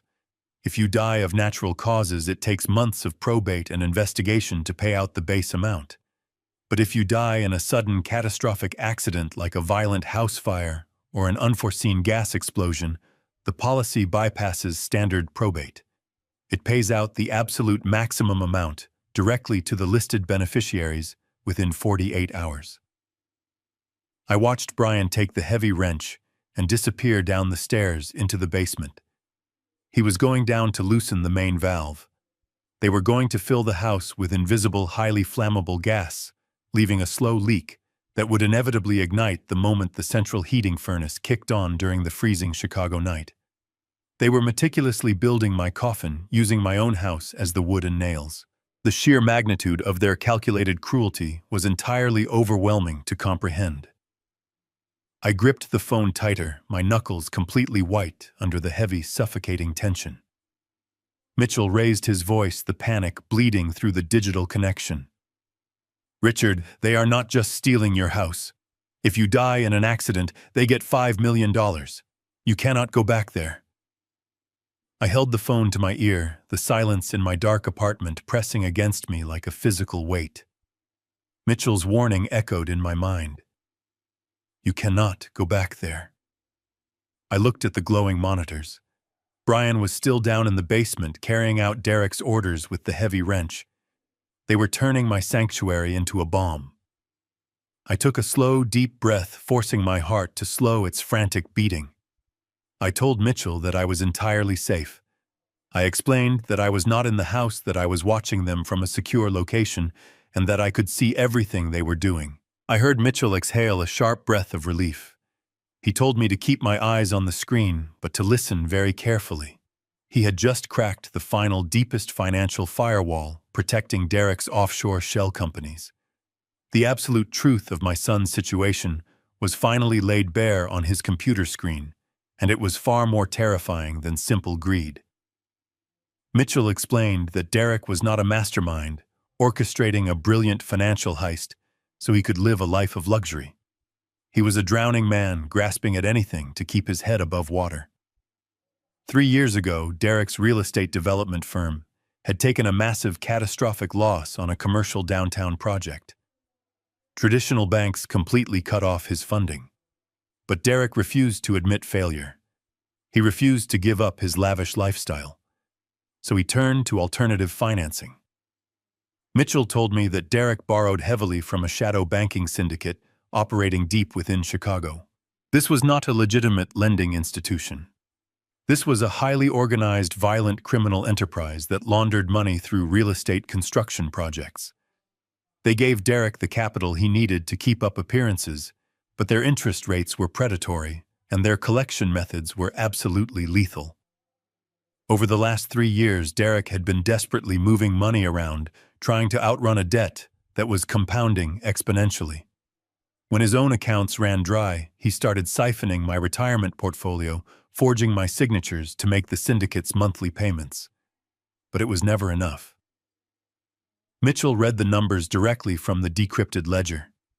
Derek currently owed the syndicate exactly $4 million, and the syndicate had completely run out of patience. They had frozen all of his remaining assets and given him a final ultimatum.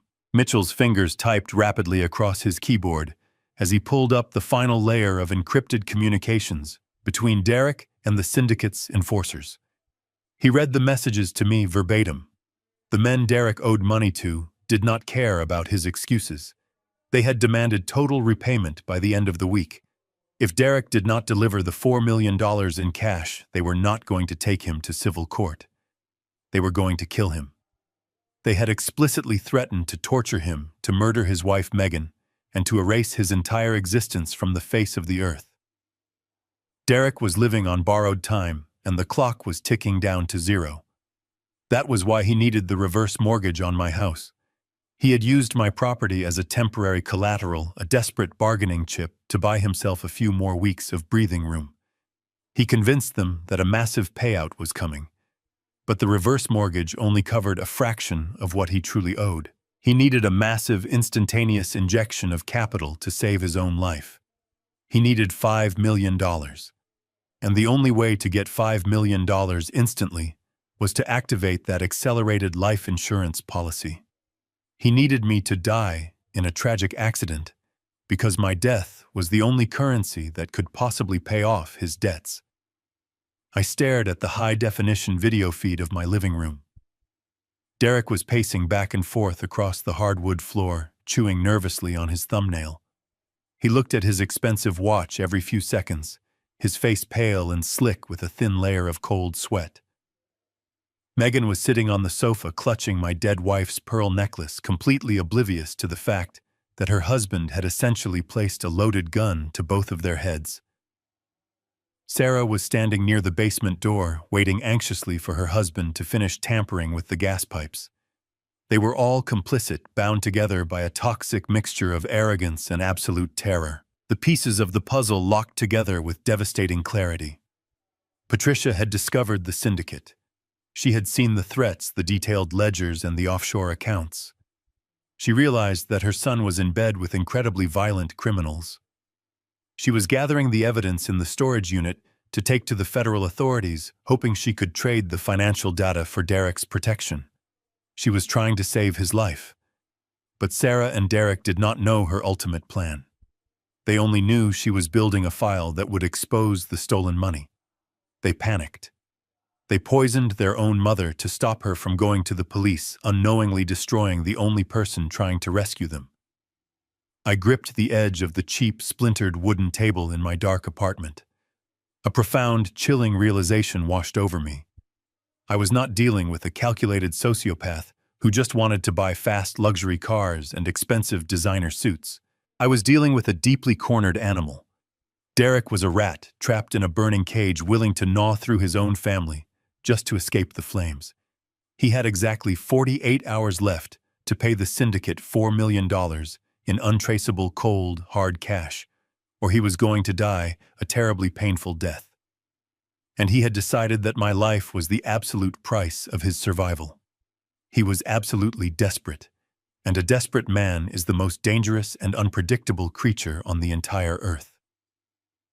I sat in the suffocating darkness of my apartment, my eyes glued to the glowing screens, as the full weight of Mitchell's words settled into my bones. The terrifying reality of Derek's situation finally illuminated the darkest corners of Patricia's secret life. For months, I had been trying to understand why my gentle wife would hire a private investigator, why she would rent an industrial storage unit, and why she would hide a hollowed-out book in our freezer.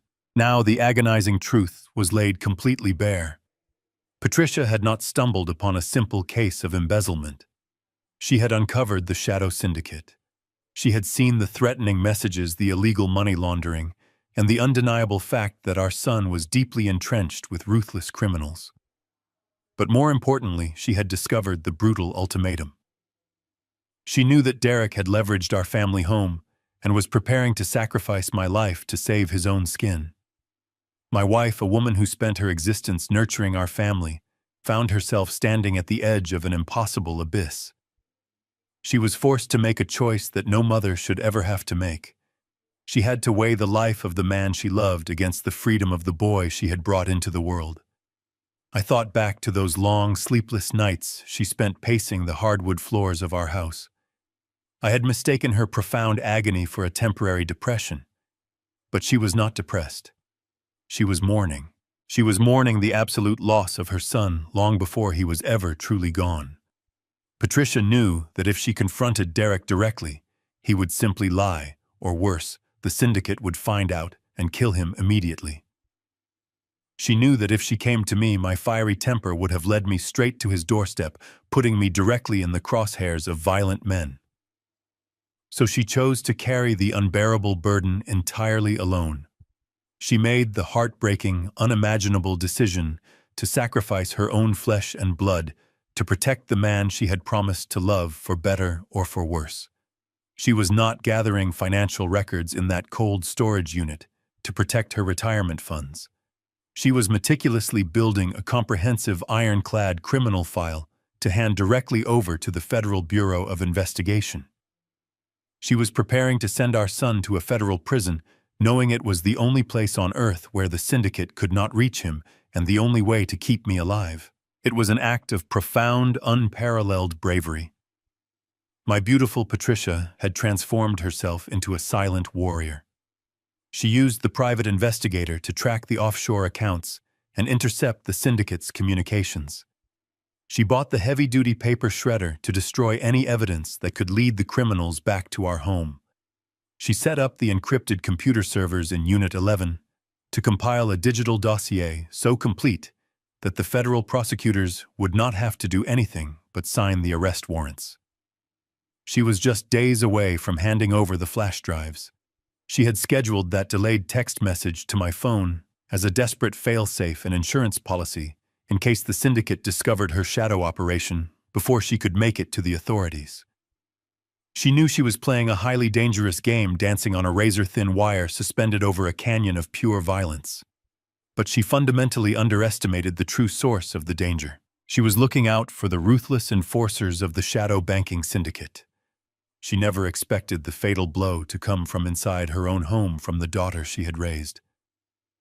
As I watched Sarah pacing nervously around my living room on the video monitor, the final sickening pieces of the timeline locked into place. Sarah was the administrative director at a major hospital. Her entire career was built on managing complex databases, navigating bureaucratic systems, and understanding medical protocols. Derek might have been the one with the syndicate debt, but Sarah was the calculated architect who kept his collapsing world from completely shattering. She must have noticed her mother's strange behavior. She must have followed Patricia, or perhaps she intercepted a communication with the private investigator. Somehow Sarah discovered the existence of the FBI dossier. She realized that her mother was about to completely destroy Derek's life and expose their massive financial crimes. If Derek went down, Sarah would inevitably go down with him for her role in the wire fraud and the forged legal documents.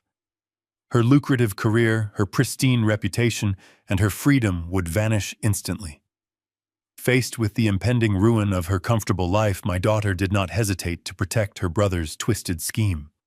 Instead of seeking outside help, Sarah made a cold, calculated decision to permanently eliminate the only threat to their mutual survival.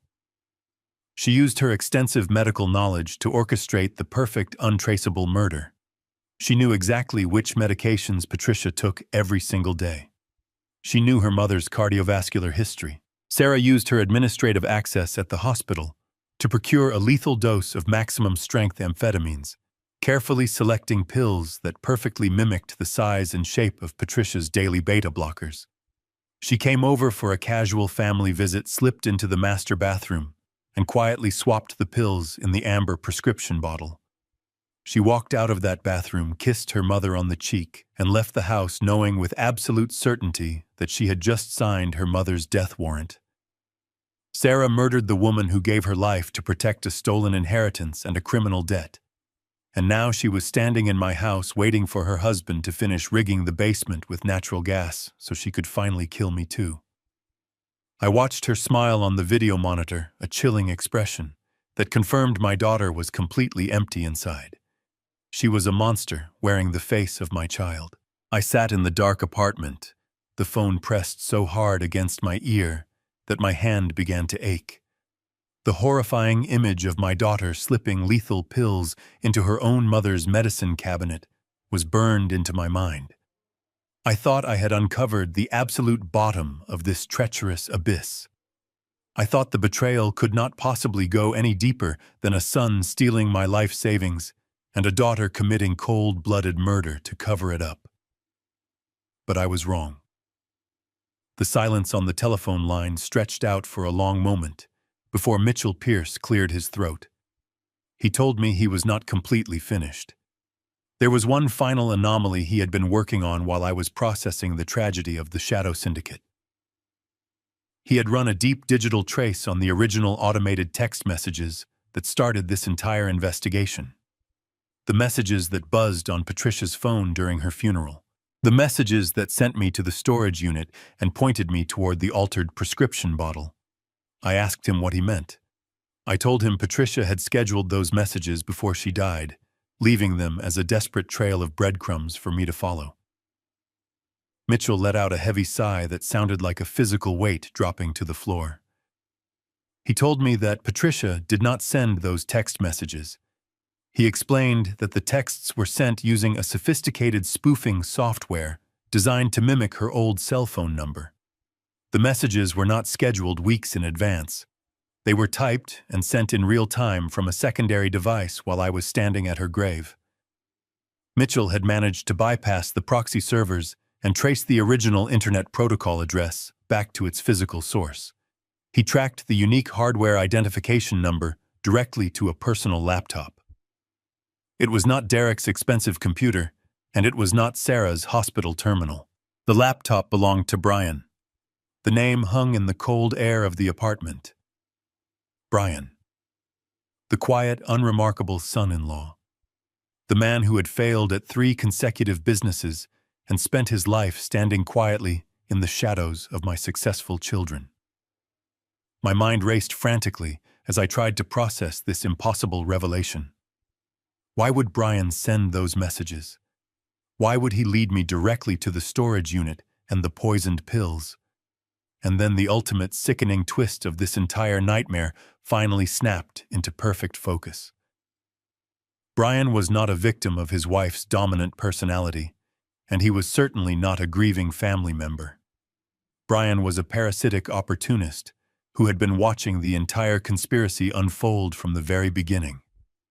He lived in the same house with Sarah. He must have seen her researching the lethal amphetamines. He must have followed her or discovered the stolen files from the storage unit. Brian knew exactly what Derek and Sarah were planning to do to Patricia, and he did absolutely nothing to stop it. He let my innocent wife die. He let them commit the murder because he saw a golden opportunity to take everything for himself. Brian knew that if he went to the police with his suspicions, he would just be a witness in a messy family dispute.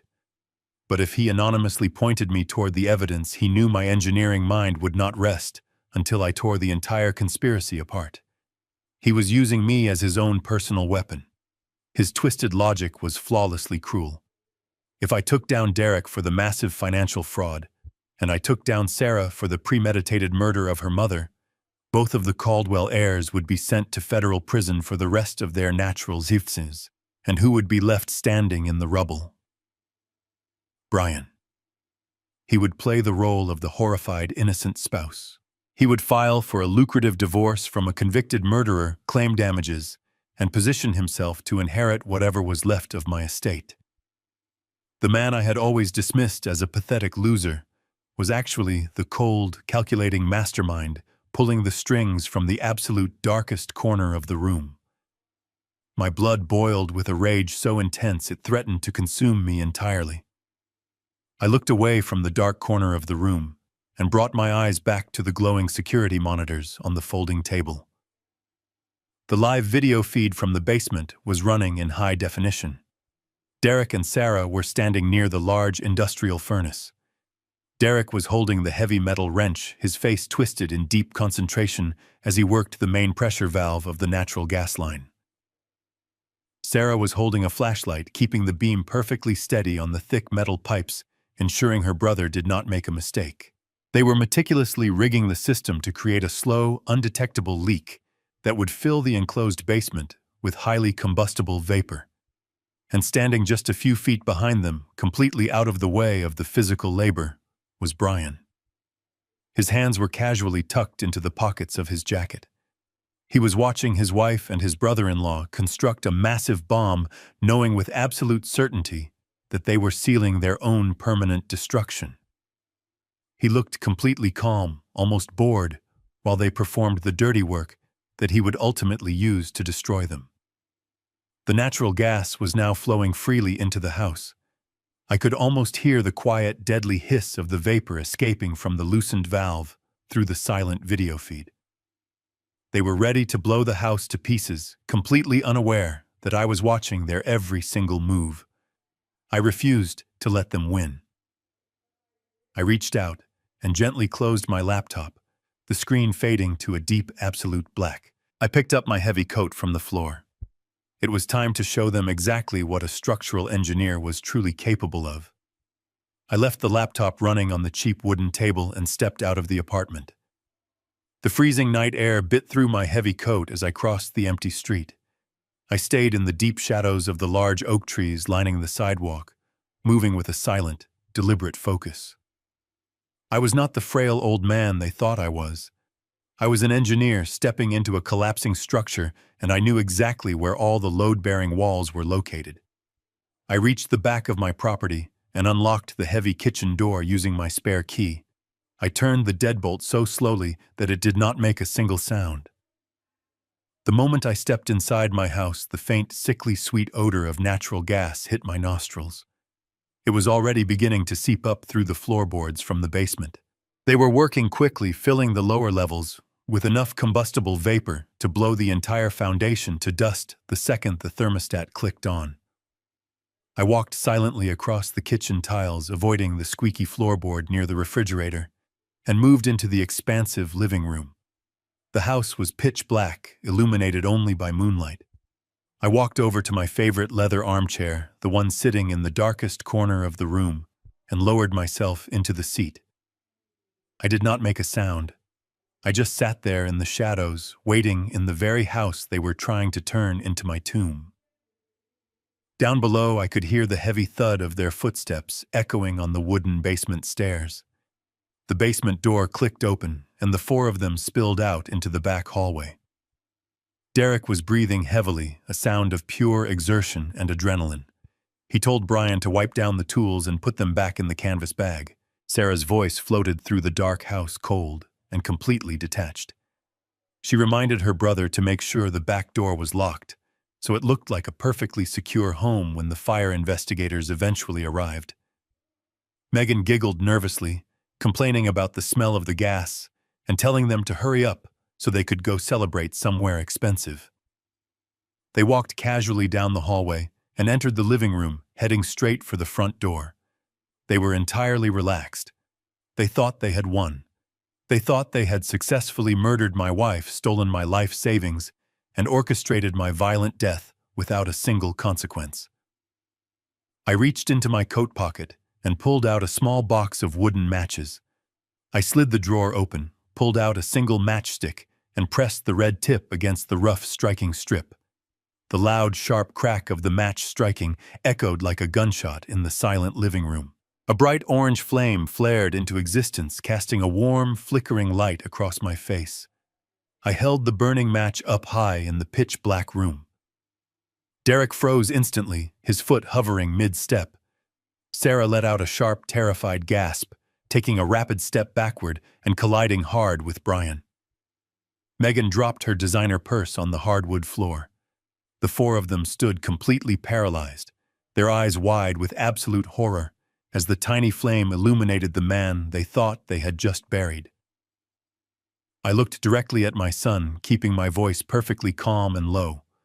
I told him he always was a little sloppy with his mechanical work. I told him that if he wanted to create a proper gas explosion, he should have closed the ventilation flues first, otherwise the vapor just escapes through the chimney draft. Derek stared at me, his jaw trembling. He tried to speak, but the words caught in his throat. He stammered, asking what I was doing here, asking why I was not on the road to Montana. He tried to force a fake smile, trying to pivot back to the lie, telling me I should not be lighting matches, because there was a dangerous gas leak in the house. I slowly blew the match out. The room plunged back into darkness, lit only by the pale moonlight. I told him I knew everything. I told him I knew about the $4 million he owed to the shadow banking syndicate. I turned my eyes to Sarah, whose face had gone completely pale. I told her I knew exactly what she did to her mother's beta blockers. I told her I had the original toxicology report. And then I looked at Brian standing in the back. I thanked him for sending the automated text messages from Patricia's phone, telling him his plan to eliminate my children so he could steal my estate was a brilliant piece of cowardly engineering. The silence that followed was absolute. The masks completely shattered. There was no more fake grief. There were no more lies to tell. The terrifying reality of their situation crashed down on them. Derek realized in that exact moment that his entire plan was dead. The $5 million insurance policy was completely useless if I was sitting right here fully aware of his crimes. He was out of time, out of money, and the syndicate was coming for his life. The panic in Derek's eyes instantly twisted into a dark, murderous rage. He was a cornered animal with absolutely nothing left to lose. He let out a vicious, guttural scream, dropping the heavy canvas tool bag to the floor. He lunged across the dark living room, his hands reaching violently for my throat, ready to finish the job himself with his bare hands. But before his fingers could even brush the collar of my coat, the entire living room was suddenly flooded with blinding, brilliant light. The heavy floor lamps and the overhead chandelier snapped on. Mitchell Pierce and 3 armed federal agents stepped out from the hallway, their weapons drawn and leveled directly at my son's chest. He froze. The blinding light washed over the living room, completely freezing Derek right in his tracks. His outstretched hands, fingers curled like claws, hung uselessly in the air, inches from my shocked face. The 3 federal agents moved with terrifying, absolute speed and precision. They fanned out across the hardwood floor, their dark tactical vests contrasting sharply against the elegant decor of my home. The lead agent, a tall man with steel-gray hair, barked a loud command that echoed off the high ceilings, ordering everyone to keep their hands visible and to step away from the center of the room. Derek stumbled backward, his polished leather shoes slipping slightly on the rug. The sheer shock on his face was a perfect mask of arrogant entitlement, suddenly shattered by the crushing weight of reality. Megan let out a piercing, hysterical shriek, dropping instantly to her knees and covering her pale face with her trembling hands. Pure, uncontrollable chaos erupted within mere seconds. Derek was the first to find his voice. He began to scream his frantic words, loud and incredibly desperate. He pointed a violently trembling finger at me, shouting to the federal agents that I was a senile, crazy old man. He claimed that I was suffering from severe dementia, that I had lost my mind with grief over Patricia, and that I was making up insane conspiracy theories to ruin his successful life. He desperately tried to straighten his designer jacket, adopting the smooth, persuasive tone he used in his many fraudulent real estate deals. He told the agents they were making a terrible mistake, that there was a simple gas leak in the house, and he was just trying to safely turn off the main valve to protect his sick, confused father. Sarah immediately and flawlessly followed his lead. The cold, calculated murderer vanished, replaced instantly by the weeping, completely devastated daughter. She collapsed onto the sofa next to Megan, sobbing loudly and uncontrollably. She cried out that they were only here to check on me, that they loved me, and that Mitchell Pierce was a lying fraud who had manipulated my broken heart.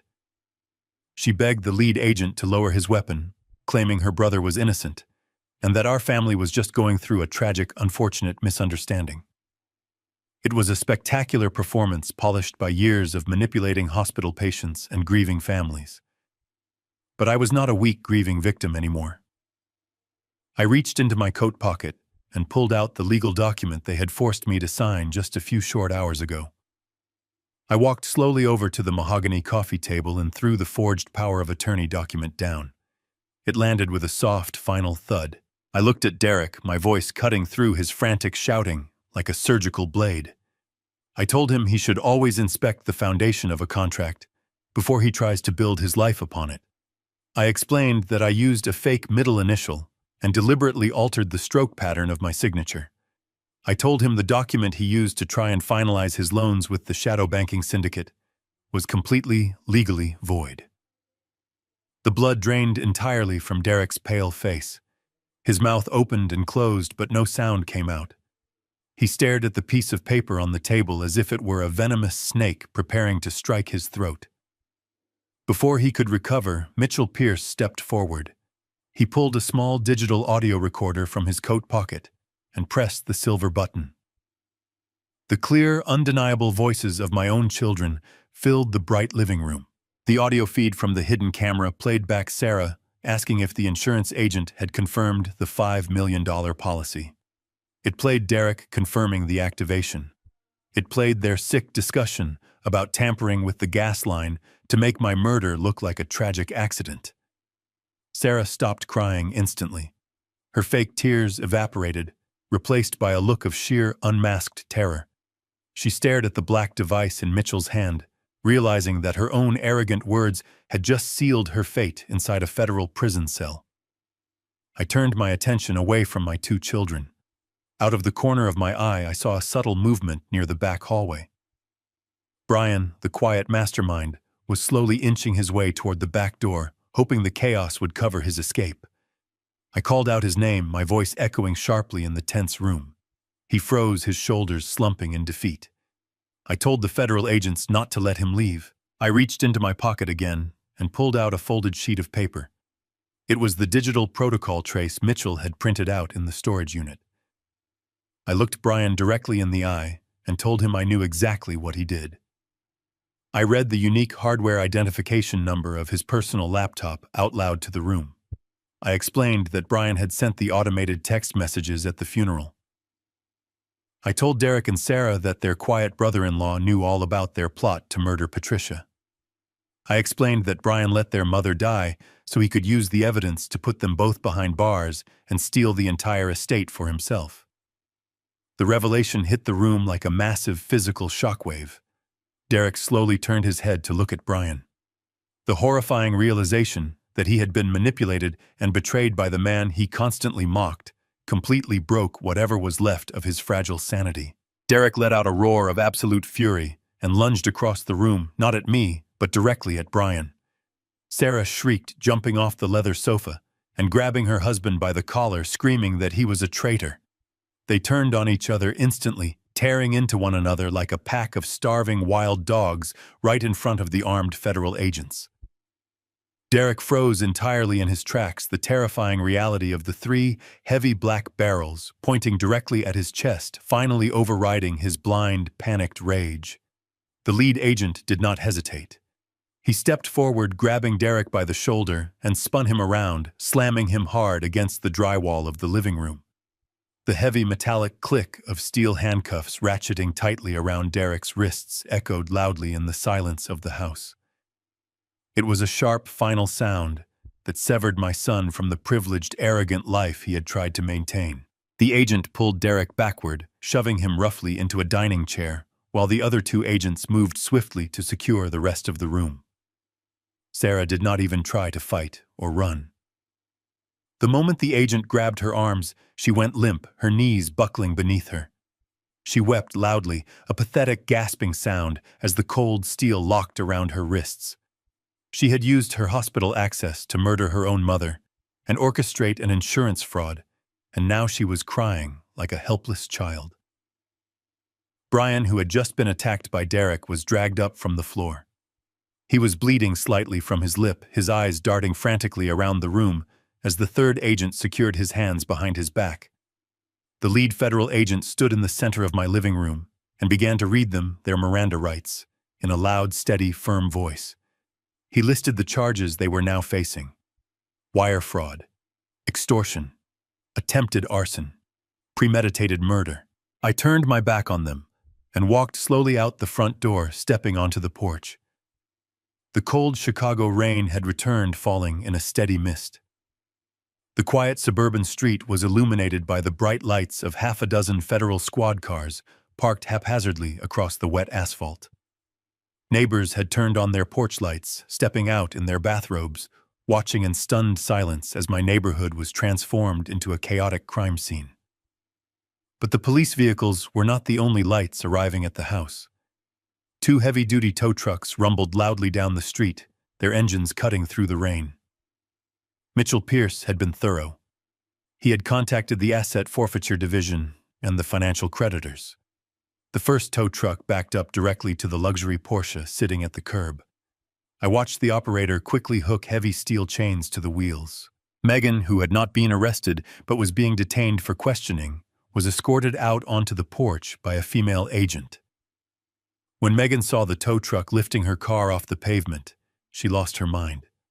She screamed at the operators, crying that the car belonged to her, completely ignoring the fact that her husband was being hauled out of the house in handcuffs. Her pathetic vanity was the only thing she truly cared about. The agents dragged Derek and Sarah out through the front door, their heads bowed against the rain. They paused near the edge of the porch, waiting for the officers to open the heavy doors of the armored transport vehicles. I slowly walked down the brick stairs, my boots splashing softly in the puddles on the driveway. I stopped right in front of Derek. The rain was slicking his hair down across his forehead. His suit was soaked and wrinkled. He looked pathetic. He looked up at me, his eyes wide, filled with a desperate, frantic terror. He began to beg. He pleaded with me, his voice cracking, calling me Dad, asking me to tell them it was all just a terrible mistake. He swore he would pay the money back. He promised he would spend the rest of his life making it up to me. He asked for my forgiveness, hoping that somewhere deep inside my chest, the loving father he had so violently manipulated would rise up to protect him one last time. I stood there, in the freezing rain, feeling absolutely nothing for the broken man standing before me. The love I once had for my son had died the exact moment I realized he had sacrificed his own mother to a criminal syndicate. I looked him dead in his panicked eyes, my voice completely devoid of any warmth or mercy. I told him I spent 40 years engineering massive buildings to withstand earthquakes, hurricanes, and the heaviest burdens of time. I asked him why he ever thought he could successfully tear down my foundation. I leaned in slightly, letting the cold truth wash over him. I just engineered your prison cell. Derek opened his mouth, but no words came out.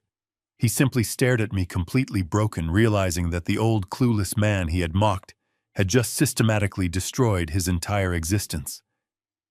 The lead federal agent placed a heavy hand on the back of Derek's neck, pushing his head down, and shoved him roughly into the dark back seat of the squad car. The heavy door slammed shut with a definitive hollow thud. I watched them load Sarah into a separate vehicle, her sobs completely muffled by the thick bulletproof glass. Brian was placed into a third car, his head hanging low in absolute defeat. The convoy of federal vehicles slowly pulled away from the curb, their red and blue lights reflecting off the wet pavement as they drove down the quiet street, disappearing into the dark, rainy night. The tow trucks followed closely behind, dragging the last remnants of their stolen luxury away forever. The neighbors slowly retreated back into their warm homes, turning off their porch lights one by one. I stood alone in the driveway for a long time, letting the cold rain wash the exhaustion from my face. The war was finally over. I turned around and walked slowly back up the brick stairs. I stepped through the front door and locked the heavy deadbolt behind me. The house was profoundly, entirely quiet. The morning after the arrests, the sun rose over Chicago with a brilliant clarity I had not seen since the day I buried my wife.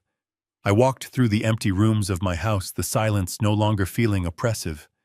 Instead, it felt like a deep, cleansing breath. The heavy weight of deceit had been forcibly ripped from my life, leaving behind a profound sense of peace. Over the next 12 months, I focused entirely on the deliberate process of healing. I started by boxing up the physical remnants of the family I used to know. I packed away the photographs of Derek and Sarah, not out of anger, but out of a quiet acceptance that those smiling children no longer existed. They had been replaced by strangers I did not want to remember.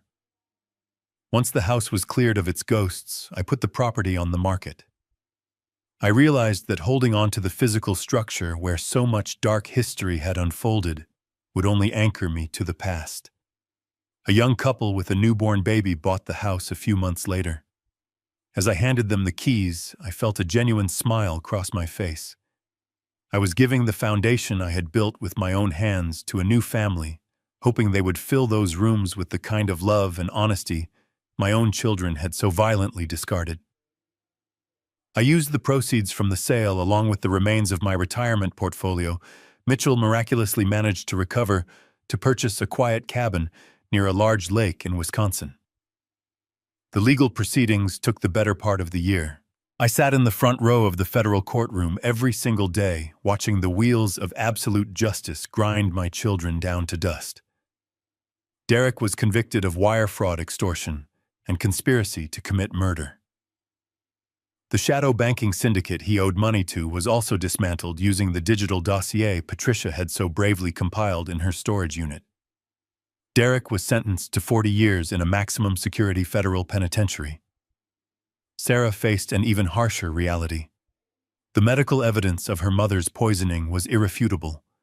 She was stripped of her medical licenses and sentenced to life in prison without the possibility of parole. Brian, who tried to play the innocent whistleblower, was convicted of extortion and conspiracy, earning himself 20 years behind bars. Megan was left with absolutely nothing, returning to her parents in disgrace after the government seized every asset she possessed. I did not attend their sentencing hearings to gloat. I went because I needed them to look out into the gallery and see the man they thought they could so easily destroy. I needed them to know that my foundation never cracked. But justice in a courtroom was not enough to honor the ultimate sacrifice my wife had made. Patricia gave her life trying to protect her family from the consequences of financial abuse. I decided that her profound bravery needed to become a permanent shield for others. I took the remaining millions from the recovered accounts and legally established a new nonprofit organization. I named it the Patricia Foundation.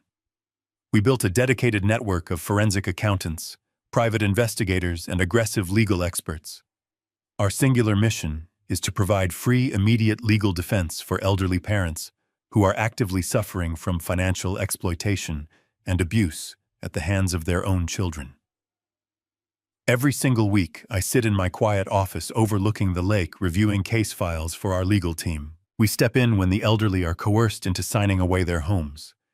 We intervene when greedy children try to forge medical documents to declare their parents legally incompetent.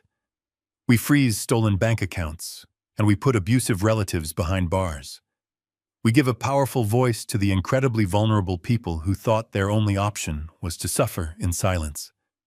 I found a new purpose in protecting the foundations of other families, ensuring that no mother or father ever has to feel cornered by the children they sacrificed everything to raise. Life has a strange way of breaking you down, only to rebuild you into something much stronger. I lost my wife to a terrible betrayal, and I had to cut off my own flesh and blood to survive. But I did survive. And though a part of my heart will always carry the scar of what I lost, my soul celebrates the freedom I gained. I learned that true family is not defined by blood or a shared last name. It is defined by absolute respect, unwavering loyalty, and genuine love. If you are listening to this right now, I want you to remember something very important. Never let anyone use your age or your kindness as a weapon against you. You earned your dignity. And if the people you love try to strip that dignity away, do not be afraid to defend yourself. Blood is never enough to justify abuse. Knowing when to walk away from toxic people, even your own children, is an ultimate act of personal survival. You have the power to engineer your own rescue. Thank you for taking the time to listen to my story. I hope my journey has given you the courage to face your own battles. Did you like my story, and which city are you listening from? Let us meet in the comments section below. I try to read every message, and your support means the world to me. If you liked this story, you can support my journey by sending a super thanks, so I can keep bringing more powerful life stories to this channel. Thank you so much for your sweet support. I am looking forward to your comments. On the screen, you can see 2 new life stories that I highly recommend. There is so much more on my channel. Do not forget to subscribe. See you next time. With absolute respect.